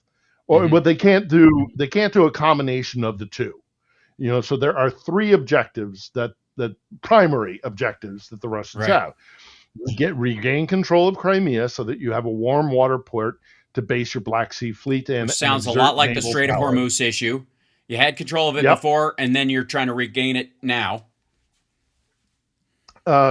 Take control of Kiev and install a friendly government like they have in Minsk in Belarus with Lukashenko. And that, I have no idea how that would ever happen. And then thirdly is also to take control of Odessa, because again, that's the Black Sea, and you can't control the Black Sea without controlling Odessa. So you have those three things to try and achieve if you're Putin and the Kremlin, and I think it's unlikely that they have a chance of getting any one of those three. If there is one to get, it would be Crimea. But I disagree with all due respect to our guests. They can't take Odessa, and they're never going to take Kiev. So the only thing they can hope to take is Crimea. And again, that's an albatross around their neck, because if you don't take Odessa, then Crimea is never safe. This entire expedition, this entire concept was so poorly thought out by Putin. And maybe it's because he had to do it because of demographics within Russia. In another 10 years, there won't be enough men of fighting age to engage in a war. So maybe he felt pressed, maybe he felt pressed to do it. Maybe he thought now was the time because he knew that Trump wasn't going to do anything. He thought NATO would fracture. He didn't anticipate the fact that Biden would tie together the alliance as tightly as he did. No matter whatever the complaints you might have had about Biden, he shored up NATO, and that was instrumental in destroying Putin's ambitions. And Mark Rutte, has clearly learned the power of the Macron handshake, and has got Trump's number. All you got to do is do what Erdogan did and flatter him, and show him something slathered in gold that's got his name on it, and he thinks you're a friend. It's that stupid. It worked with North Korea, it worked with China, and NATO eventually was like, it's embarrassing. We shouldn't have to do this. People should do things for the right reasons. But if he's not going to, we've got the fucking combination to the lock. We should just use it, and that's what they've been doing. Yeah. I have my criticisms of Rutte and his way of dealing with Trump. I understand it. I get your point. I think your point is valid. It's that all you have to do is just kind of kiss the ring and kind of do all that kind of stuff. And yet at the same time, Mark Rutte was a guy who previously had been very hawkish against Moscow. Rightfully so, saw the threat. And in kissing up to Trump is kind of betraying slightly some of his previous positions. I agree, but I think it's anti-Moscow. But it's complicated. It's I would say that is more a verbal situation.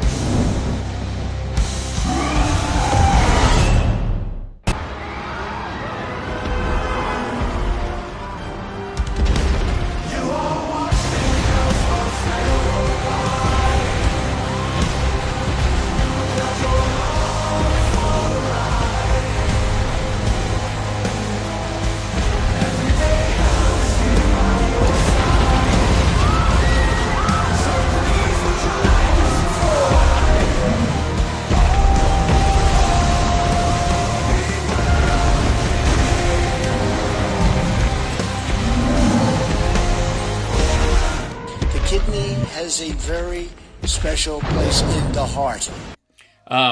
It sometimes attacks us out of nowhere. I apologize. We try to avoid by not. I actually said the word and then that triggered it. And I apologize. So, but the big point there is subscribe, not just to my channel, but to Phil's show. Phil has a show called On the Edge. It's they got a new episode every Sunday as best they can, considering he's in a war zone, and they're doing damn fine at doing that, considering the circumstance. So go to Philip Ittner's, just as it's spelled there. I'm afraid. I think we're going to miss this week. I had something set up, and they canceled on me, and I just couldn't find a replacement. But the following week for sure.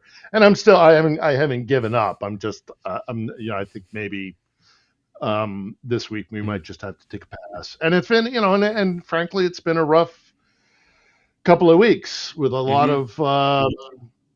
of sleep deprivation and a lot of that stuff going on. And so I think we're probably going to miss this week. Okay. But next week we've got somebody for sure. Although again, I'm not giving up. If I can get somebody in the last minute, we'll put something out on Great. Sunday. But at the very least, people can subscribe and go and listen. when I tell you, hit that go look at notification the bell last for the couple. Yeah, the last couple episodes have been really, really solid. And whether it was Lieutenant Colonel Grant or whether it was our mental health expert who was on the prior week, Lisa. There are lots of good episodes that we have in our back catalog to go check out. So even if we don't, right, and you're telling the story even if of we the personal experience of what's going on there. It's not necessarily the breaking news; it's the experience of what it's like. So you can hear like what they're trying to do, what they're dealing with, what they're emotionally having to deal with, especially, and materially how how these attacks affect Ukrainians who live in the country and intend on keeping it that way. Yeah, I see somebody's asking about one of my team who got mobilized. He sent me a photograph. Actually, just a couple of days ago, he was back in Kiev, and he was there with his infant son, who's I think probably only just a little over a year old. So I mean, they are still being mobilized. They're still being called up, and that is just the way it is. And it's not great. We had a controversy about 4 days ago when there was a incident in Lviv where some guys were being their status was being checked, and they were found to be they weren't properly registered for the mobilization, and so they were being taken in to be basically fined and re-registered, and that sparked a big I don't want to say fight or mob in Lviv, but there were a lot of people who were upset because there is a lot of resentment about the mobilization. It's not easy, but it right.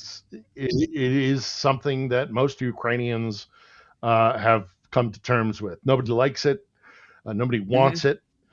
Right. But we're not at Vietnam levels where, that kind of disdain for it. They understand it. It's just, there. I have, by the way, so we had our refrigerator busted, and so we needed to get a repairman.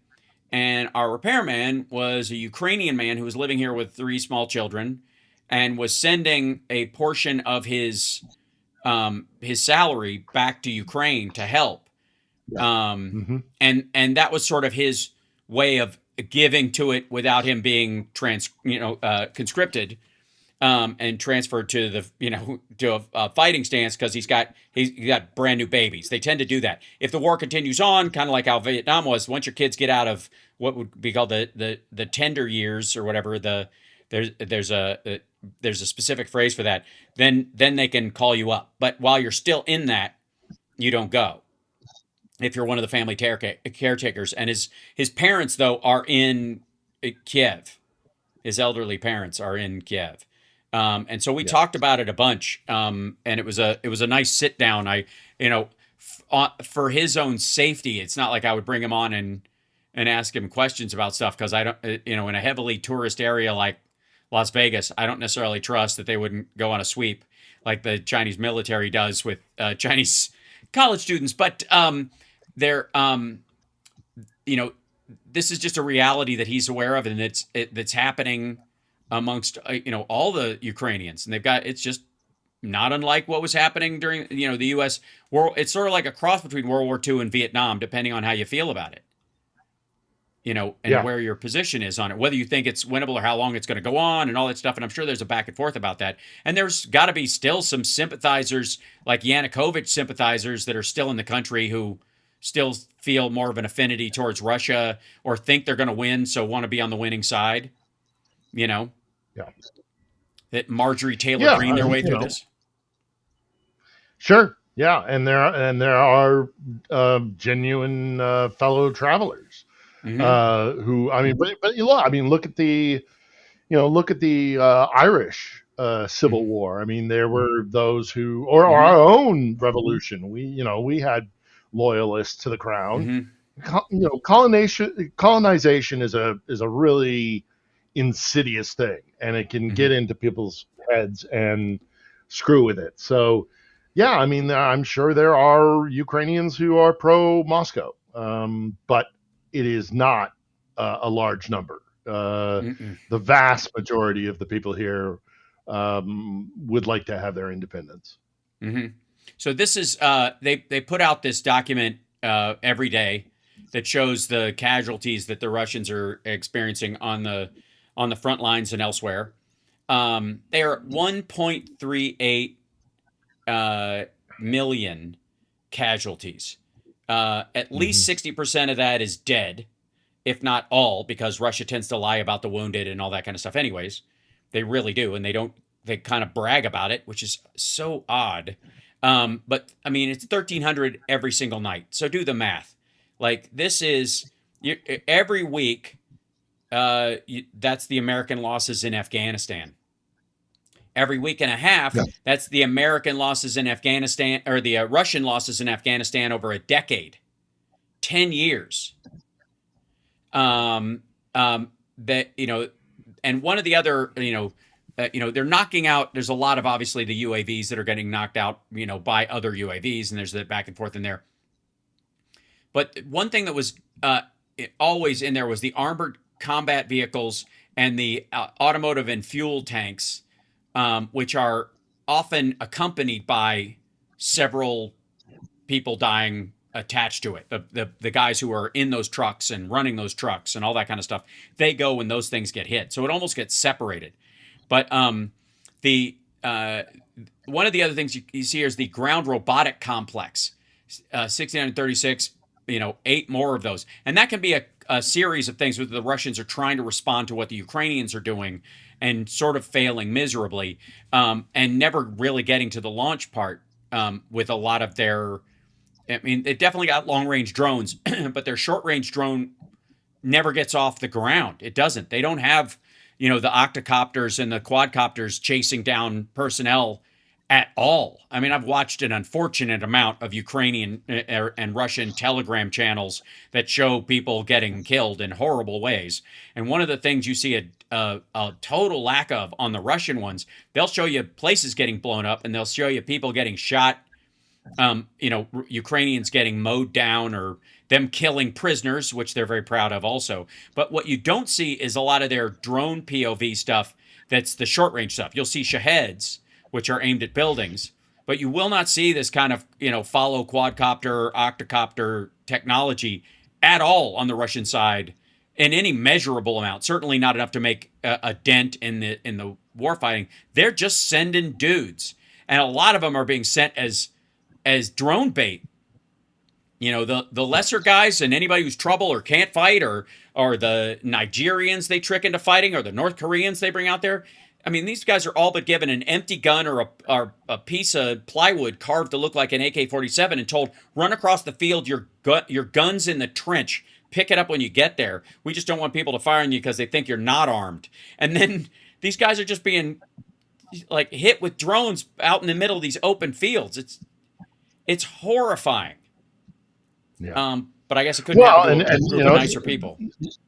Yeah. Well, and then there's also recently the massive attack that happened in the Sea of Azov, where they hit 23 oil tankers that were bottled up in there with their drones. I mean, that was in a matter of minutes, very coordinated from all four corners of the here it is. Yeah, all four corners of the compass. The Ukrainians sent in these drones to blow the hell out of a bunch of oil tankers, and 17 oil tankers, 2 gas tankers, and a tugboat.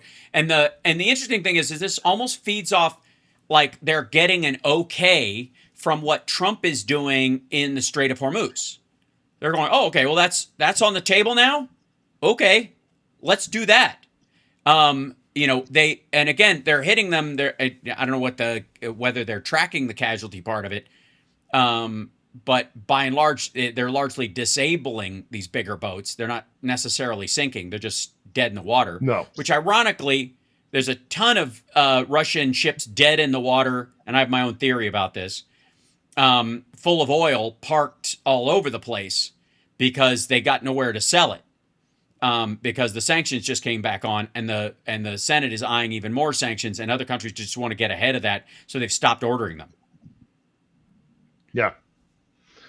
Yeah, it's not going well for the Russians. And one of the other things about it is that Trump came into office thinking that he could apply leverage to Zelensky and make him do what he wanted him to do. Right. But in reality, what's happened is that by withdrawing support for Ukraine, the Ukrainians are like, well, then what leverage do you have over us anymore? We're going to hit anything we want to hit now. Right. If you're not going to help us, if you give us stuff and say, go easy, don't hit that. Right. Yeah. Don't hit that refinery. Don't hit those, gas stations or whatever it is. The Ukrainians might go, okay, in exchange for a whole bunch of patriots so that we can defend our cities, we will acquiesce to your conditions.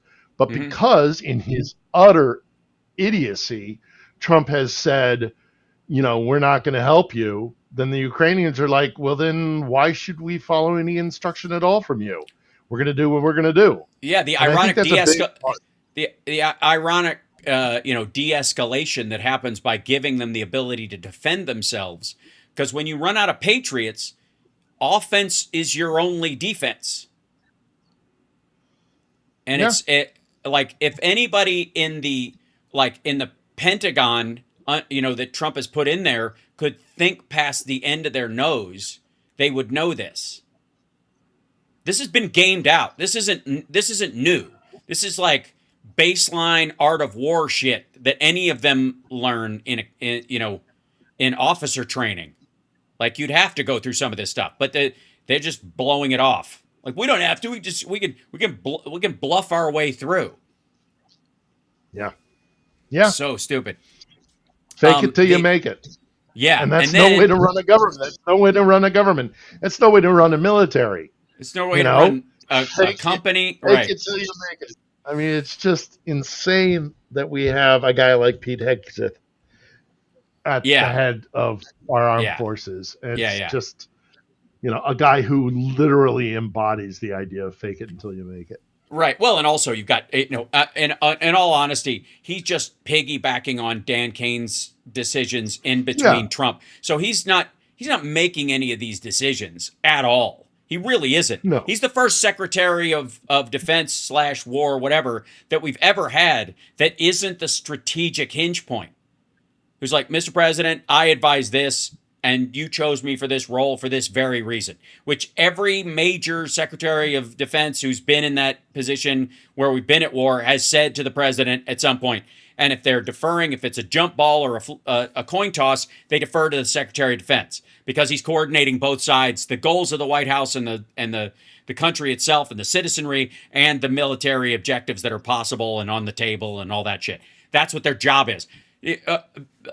Hegseth is just like a dude with two fucking phones, just holding the phones together upside down and just like hoping it works out between Trump and Kane.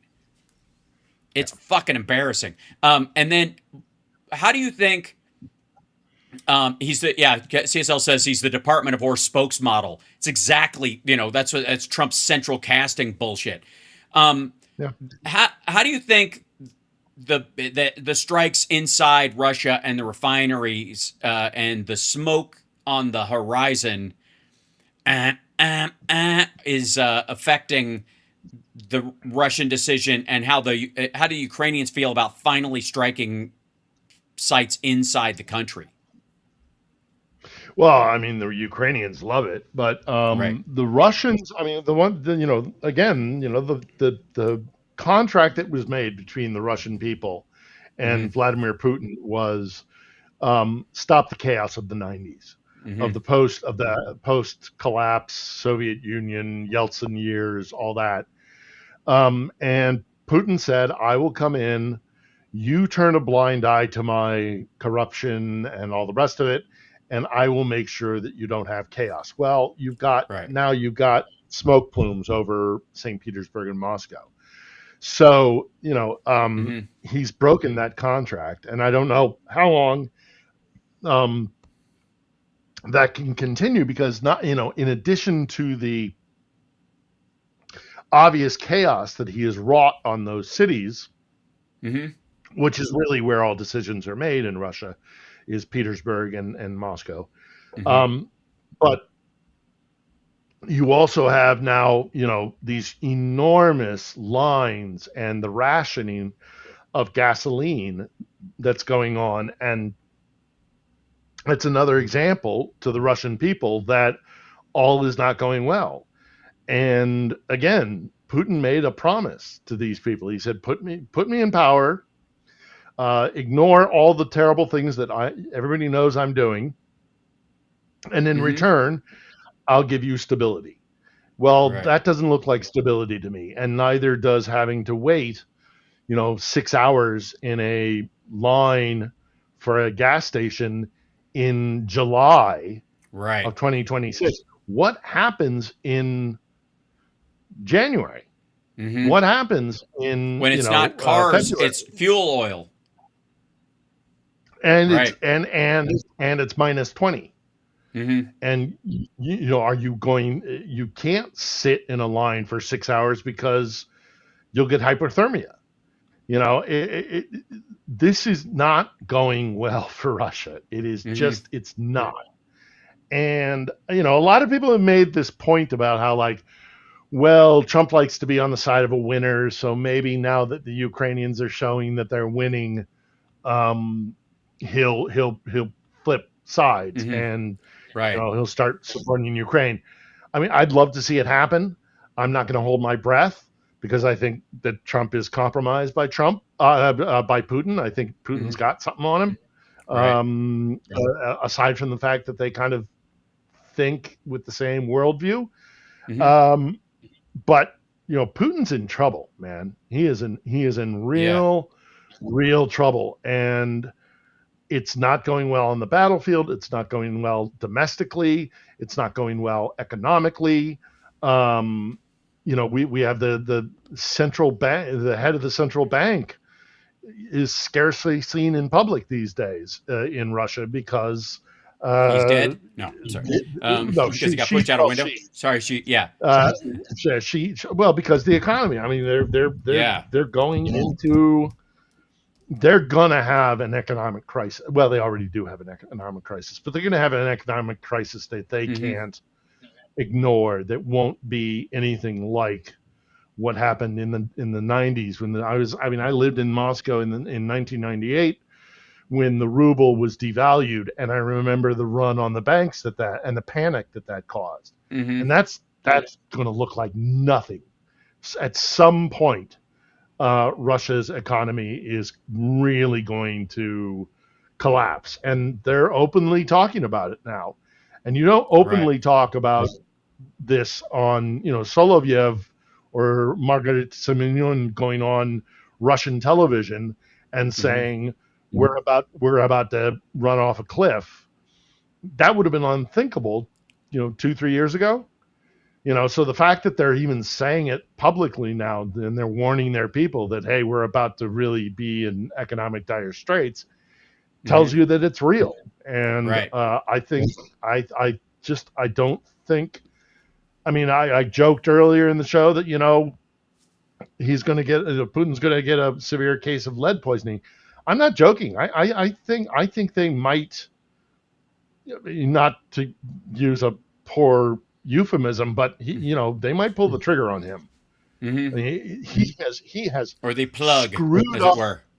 Yeah. Yeah, he has screwed up his country so badly. that you wonder when the bow will break. This is so. I want to show everybody. This is Russian oil refining by year from 2020 till now. The green line is 2026. This is the year when Ukraine started hitting the refineries. That I mean, and it it obviously fluctuates over the course of the year. You can see from these, you can see their regular spikes, and they would arc up at the end of the year. Those kind of things. That's not this. This is entirely different. And again, this is gas that isn't on the market, which means the price of it worldwide goes up. And if the price of it worldwide goes up, it goes up here, which is why it's oil by the barrel is like $85, $86 a barrel today, when it was approaching under 70 just last week. It can happen that fast. And a lot of it's also futures and that kind of stuff, because they expect this to go on and be even worse.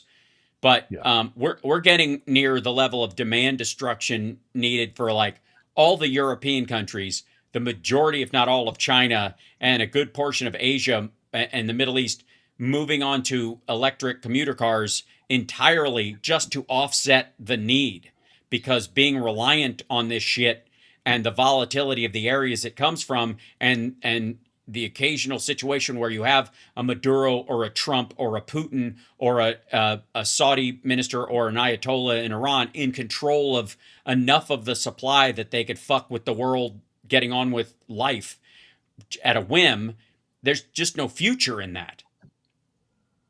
And I think Europe has learned that about the Russians especially, which is why the Nord Stream 2 never got off the ground. By the time it was blown up, the Germans had already said, we're not going to use it. We're going to find other stuff. And they were dragging ass to that point. We were, getting them to that point where they're like not going to take any Russian gas anymore, was a huge tooth pull. They were getting it from Norway and Qatar and then us. And now they're getting it majority, I guess, from Norway. But the idea is that you just got to start moving away from all this stuff. I'm going to call it right now that one of the biggest things you're going to see amongst European countries and the US and Canada and all these countries is what I would call grid sovereignty. That your electric grid, which is going to drive all your technology and the vast majority of your commuter cars, is going to be your key focus. Not, we need oil to power our cars and we get it from somebody else. It's grid sovereignty. Where do you plug your shit into and get energy from? And the more you can isolate it to just your borders, the safer you are. It's a national security thing. It's an environmental thing. And that's the way stuff is headed. And if anything has, sped that up, besides the active, push by climate activists in Europe and other places to better their environment and people here, specifically the thing that's done it is the demand destruction caused by having to be tied to Russia's well-being and allowing us, funding their war. And the same reason I'm not on Twitter is because if you're on there, you're helping pay for Sean Puff Daddy Combs's legal defense, because he's one of the investors and that's where he gets money from. And if there is any, that's another thing entirely. But that I think we're you complain about Iran funding terrorism. What are they doing it with? They're doing it with their oil revenues. Well, why is their oil revenues the same reason there's demand for drugs in the United States? You quell the demand, you stop the killing. As long as the demand. Yep, and the same thing with Russia. Same thing here. Yeah. So, anyways, we're at the bottom of the hour, and I want to tell you, Philip, thank you for being on, brother. It's good to see you. I'm sorry we couldn't talk Saturday because we were in Chicago. We're going to work out a system where that is, but they're a little 90s in their setup there in the studio. Fair enough. So I'm gonna have to bring another piped in source somehow, that like my own little fill in a box. that I bring and plug in when we're there, so we can source audio in and out fairly quickly when we roll into the studio. I think I have a workaround if they'll let me do it, but we'll see. In the meantime, though, thank you, brother, and stay safe, and take notes from your mental health lady and take care of yourself, will you? Yeah, will do. And right, good we all talking look to you. forward. Yeah, we all look forward to your retirement and comfort, and you being Michigan's Grand Marshal of their Peace Parade or their Santa for years to come. All right. All Awesome. right, Thanks, take brother. care. Oh, we'll talk All on right. Saturday. Okay, yeah, get some See ya. rest. Thanks, Phil. There he is. Ladies and gentlemen, hit that like, share the show. It's Housemarks Mega Worldwide. And we regularly talk to Phil. You're welcome. We regularly talk to Phil on Wednesdays and Saturdays. He's the second hour of the radio show and the second hour of the Wednesday show, because to keep up we're not going to forget what's going on there in the midst of all this. He's been with us since nearly the beginning of the Ukraine war, and he's been providing us with information on the ground, like personal relationship and political stuff inside the country for a few years now, which is, I'm so honored to have him on the regular, and I'm committed to making sure that message gets out on the regular and keeping people up to date on it. So I appreciate you guys joining us for that. Hit the like, share the show. I think we're still, if I'm right, splitting these 2 hours into separate little podcasty things. There you go. How you can have a little AI graphic of Phil in a box. I do have to make that, like, just it's all beard, like he's just squunched. Well, thank you so much, 250K Ohm. I'm trying to introduce new information to everybody's worldview. Shall we jump in? I want to see have they stopped I'm going to reload this to see if have they taken a break on the deconfirmation of Todd Blanche, the Epstein enabler. Yeah. They finished up, I guess. And then lie about what I did. So you had nothing to do with the decision to prohibit the release of the report. You had nothing to do with the department's wasn't in court. position. I No, I'm wasn't not the asking whether deputy- you were in court. I was- I'm asking you whether anyone sought your opinion or used your guidance in refusing to release Volume 2. When You're that saying you had nothing to litigation- do with when that decision? litigation was ongoing, I was a private citizen, still representing the President of the United States. It was before March. Since So he was a private lawyer for one of the potential co-conspirators. It's another way of putting it. March, to the extent there's been anything in front of that And judge, Mr. I Blanche, haven't been part of I it. asked you in your last confirmation hearing whether you would release the report, and your answer was no. Your answer was not, I will recuse myself. Your answer was, no, I will not release the report. That was your testimony last before this committee. You subsequently were advised by ethics lawyers not to be involved in these matters, but it appears you were involved in these matters. Let me ask you about another matter. I You wasn't were- involved. You can't say it appears I was involved all right, when I well, said I wasn't. Let me ask you about another one you have your I mean, name on. geez, the truth has to matter at some Yeah, point. it does matter. We just don't hear much of it from you. But let me ask you about another matter you have your name on. I don't think you can deny responsibility here, and that is the IRS settlement agreement. So Yes. you put your name on this. That Everybody gets to use the same prop, which is good. absolves the president of tax liabilities in the past. The president was convicted in the case you represented him in Yeah, it's getting another bite at the apple. of falsifying business records in part for tax purposes.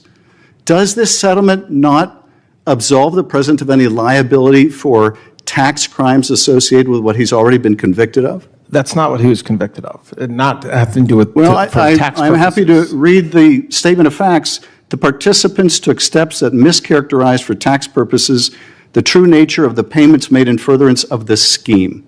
So you know, The Mr. participant Blanche. there was not you- the you- president. It you- was somebody else. Well, if the president It wasn't the president. Yes, it was the ruling of the court. is conspiring with others to falsify business records to help them cheat on taxes, he is also exposed to liability. You know that as well as I do. He can't be audited for that. And of course he can be.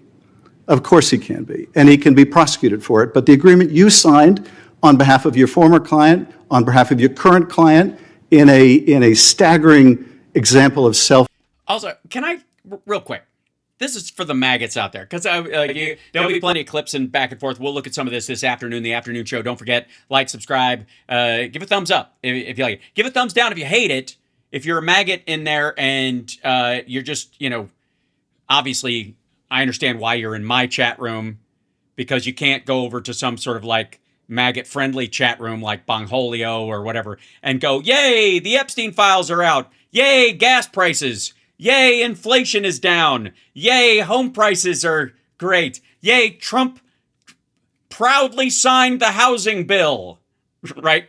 I know it's not like, that can't be a lot of fun. You go over to your chat room that's sympathetic, allegedly, to what you want, and you can't exactly go over there and beat your chest. What the fuck are you going to do? So you got to come over and I don't know, rile up shit or whatever. It doesn't work over here. I mean, I'm sure it works in other, chat rooms on my side of the aisle, but not this one. But good luck. And feel free to give a thumbs down, because the algorithm does not give a shit whether you like me or not. It just knows, hey, this guy's engaging.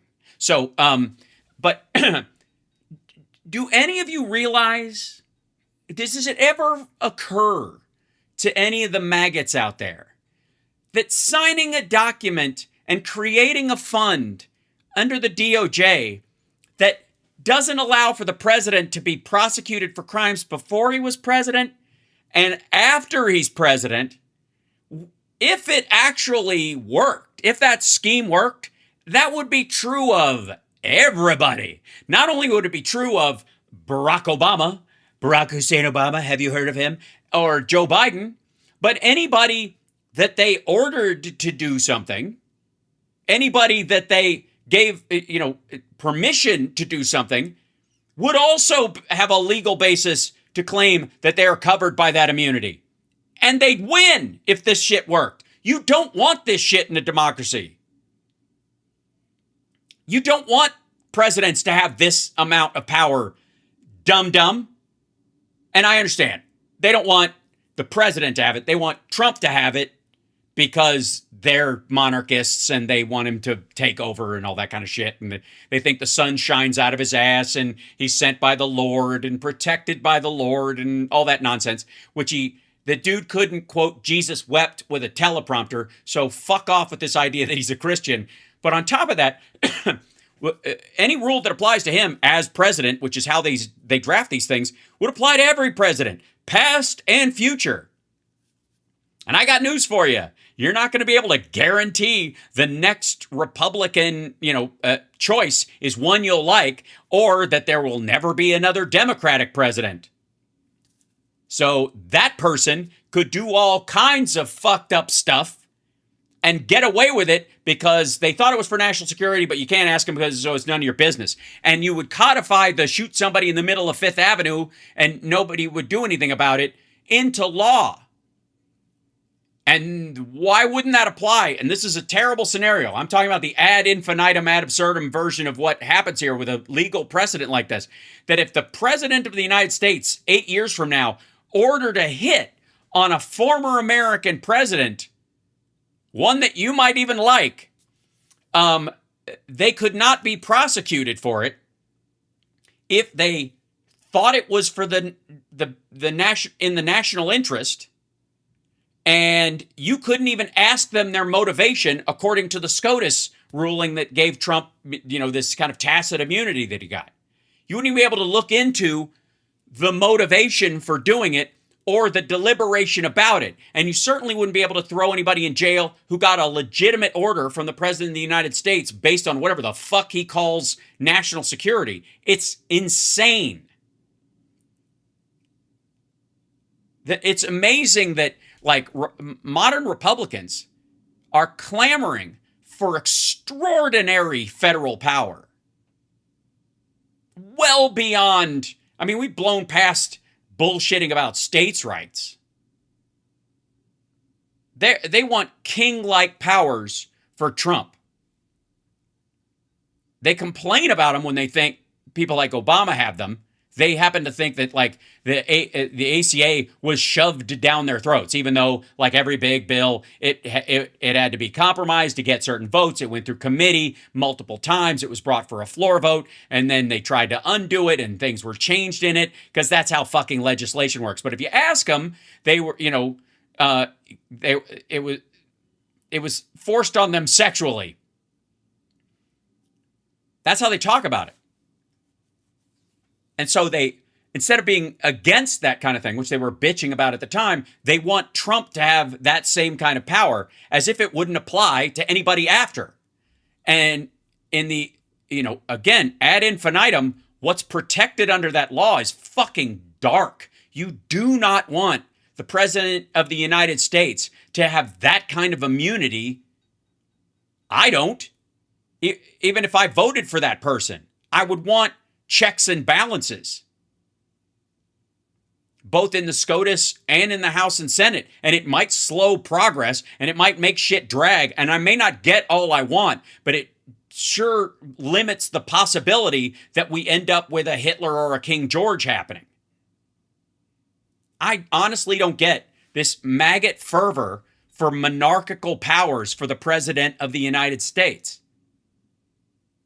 Unless you're just, it's fine if you believe that, but stop bullshitting that you're for fucking freedom.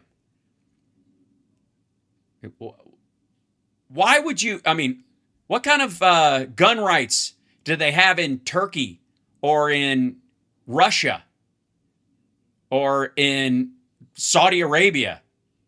Certainly China or North Korea. These other places Trump thinks are awesome. And these leaders are so powerful. Yeah, the small government conservative is gone. You guys have fucking thrown the whole budget thing out the window. This is just, he deserves to get paid for putting up with, the American plebes. That's it. There's no other reasoning behind it.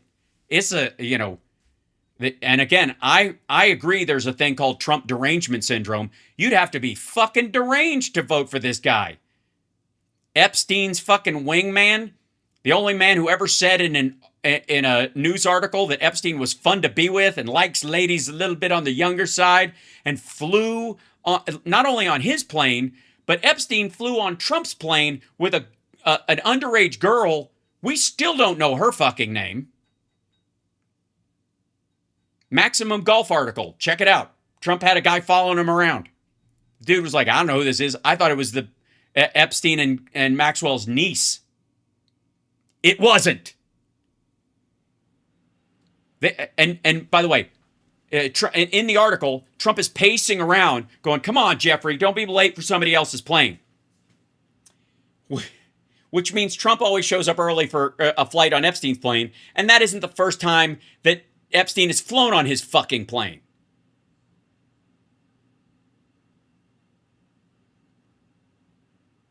So, and again, if he was so concerned about the border and the people coming across, why did he kill the border bill, that the bipartisan one that, was on the table under Biden? Why did he tell every Republican, threaten them if they voted for it? If it was an emergency, if there were people murderers coming across the border. If that was true, isn't he responsible for every murderer that came across the border after that point, when it would have stopped them? And the stuff in the big bullshit bill is basically that bill later. Remember when he said, we don't need a new bill, we just need a new president? Apparently he did, because all of that text, by and large, and some extra funding, was in the big BS bill under the radar.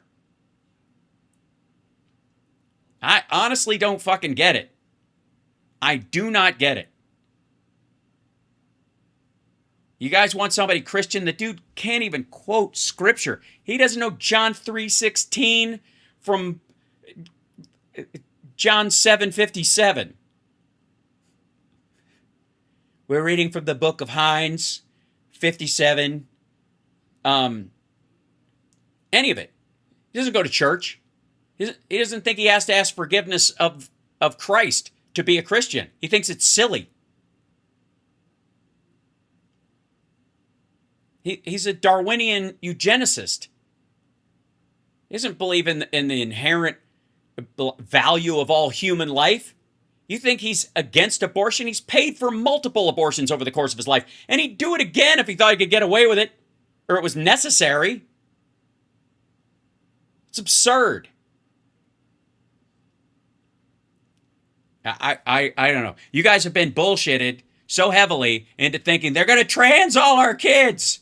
And they want us all to have windmills in our yards or some bizarre shit. Or they want murderers and rapists and blah. Why did Obama deport more criminal aliens than Trump did? With allegedly fewer of them in the fucking country. Why?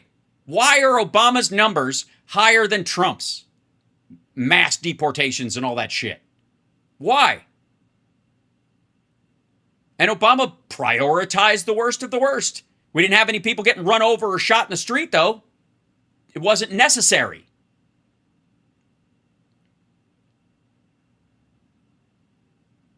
Obama had better deportation numbers.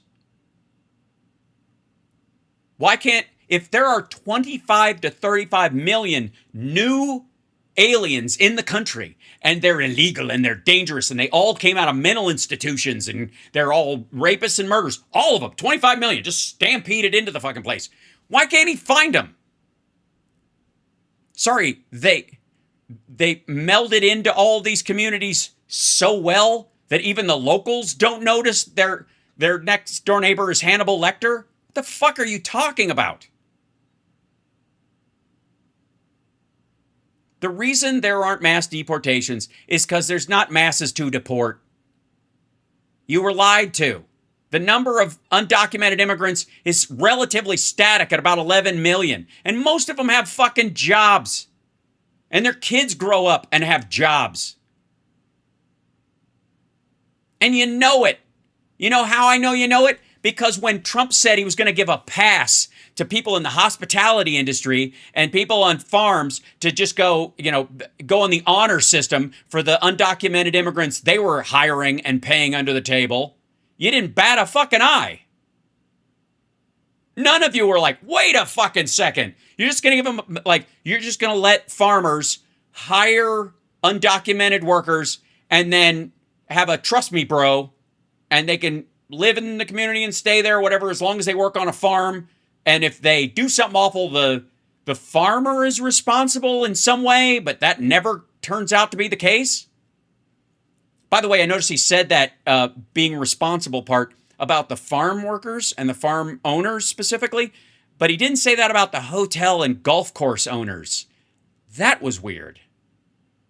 That was odd.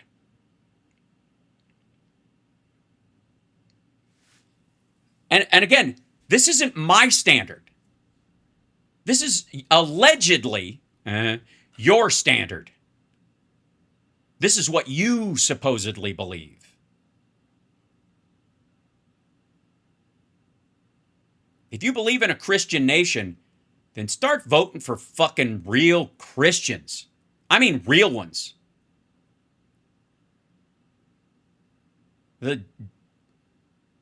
As you do unto the lesser of these, you do unto me. Judge not, lest ye be judged. Love your neighbor as yourself. Blessed are the meek. That part seems to just fly out the fucking window as long as somebody's wearing their cross like it's a goddamn gang symbol. It's not. It's a statement of ethic that requires work. It's the same thing as like Trump being anywhere near a Bible or a cross is like somebody who wasn't in the military wearing a Medal of Valor. It's stolen valor. Because it takes work to be a Christian. It takes work to care. It takes work to put up with the very things that would make you hate your neighbor and your enemy. That's what makes it fucking special. That's what makes it good and important and extraordinary.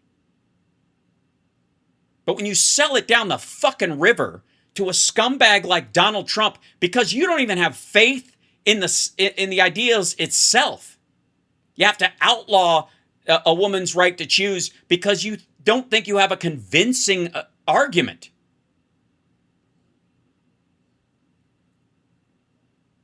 And that's just for starters.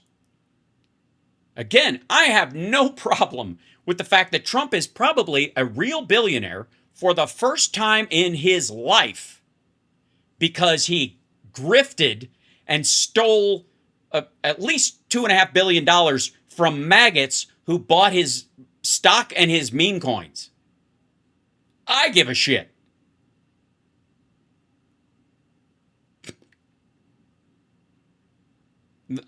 Good. I guess that's money that isn't going to elect Republican candidates unless you don't believe the content of your wallet is a zero-sum game. I am a satinist. Somebody said I sound like a satinist. Well, the flag behind me looks like it's made of satin, so I think maybe that's what they're talking about. But if your standard doesn't require any work, is it a standard at all? If you have to trust the plan or trust God's plan, like you're on a fucking roller coaster and you're not sure if they built the rest of it before you didn't take a look at it before you got on the goddamn thing, maybe your standards are too fucking low. Or maybe you're just not a Christian yourself. You just like the badge that it gives you, the free pass to do skeevy shit or something. Admit it. It's a free country. Be Ayn Randian. If that's your thing, but don't ever, if you've got a Bible and a copy of Atlas Shrugged on the same shelf in your house, and it's not for reference, you think they belong there next to each other?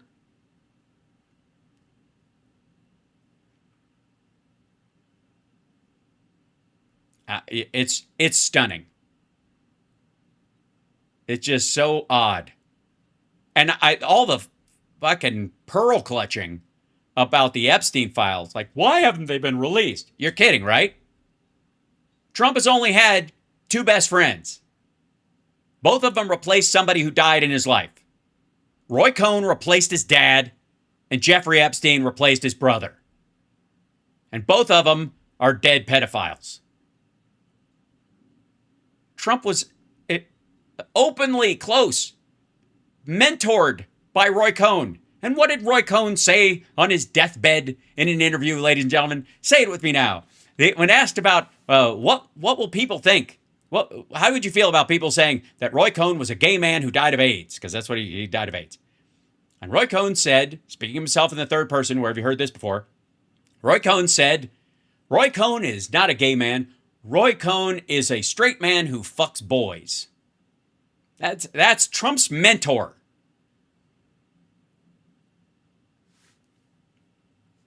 Now does his relationship with Jeffrey Epstein look a little more normal? Like there's a pattern?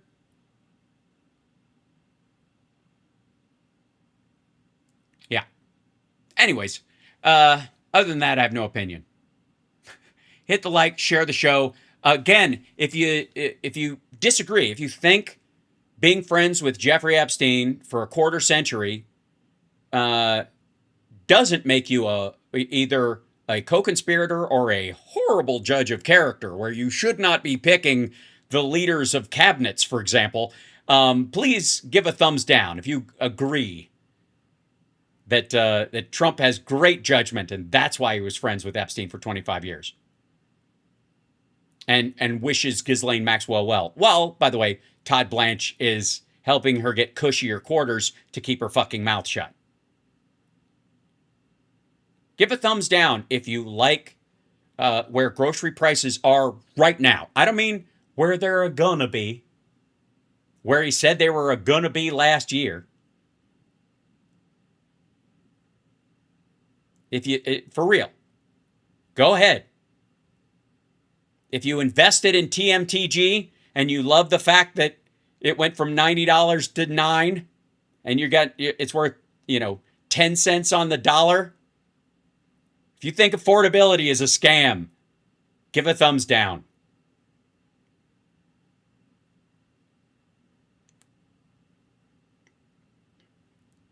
Yeah. We had ICE agents during Biden. We had ICE agents during Obama. We didn't have any of this shit. So maybe voting for a president matters. Maybe the adult choice is required of people who actually care. Jesus. All right, love you guys. Take care of yourselves and take care of somebody else. I gotta go. I got show prep for this afternoon. Man.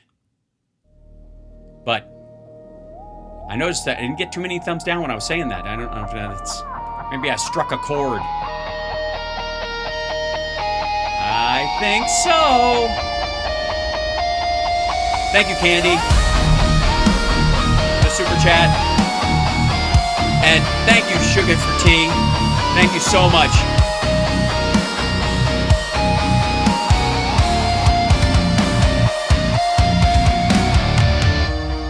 Wait, right, bow, pull tight, crown like cold, winter light, scroll in hand, seven seals, every word cuts and heals.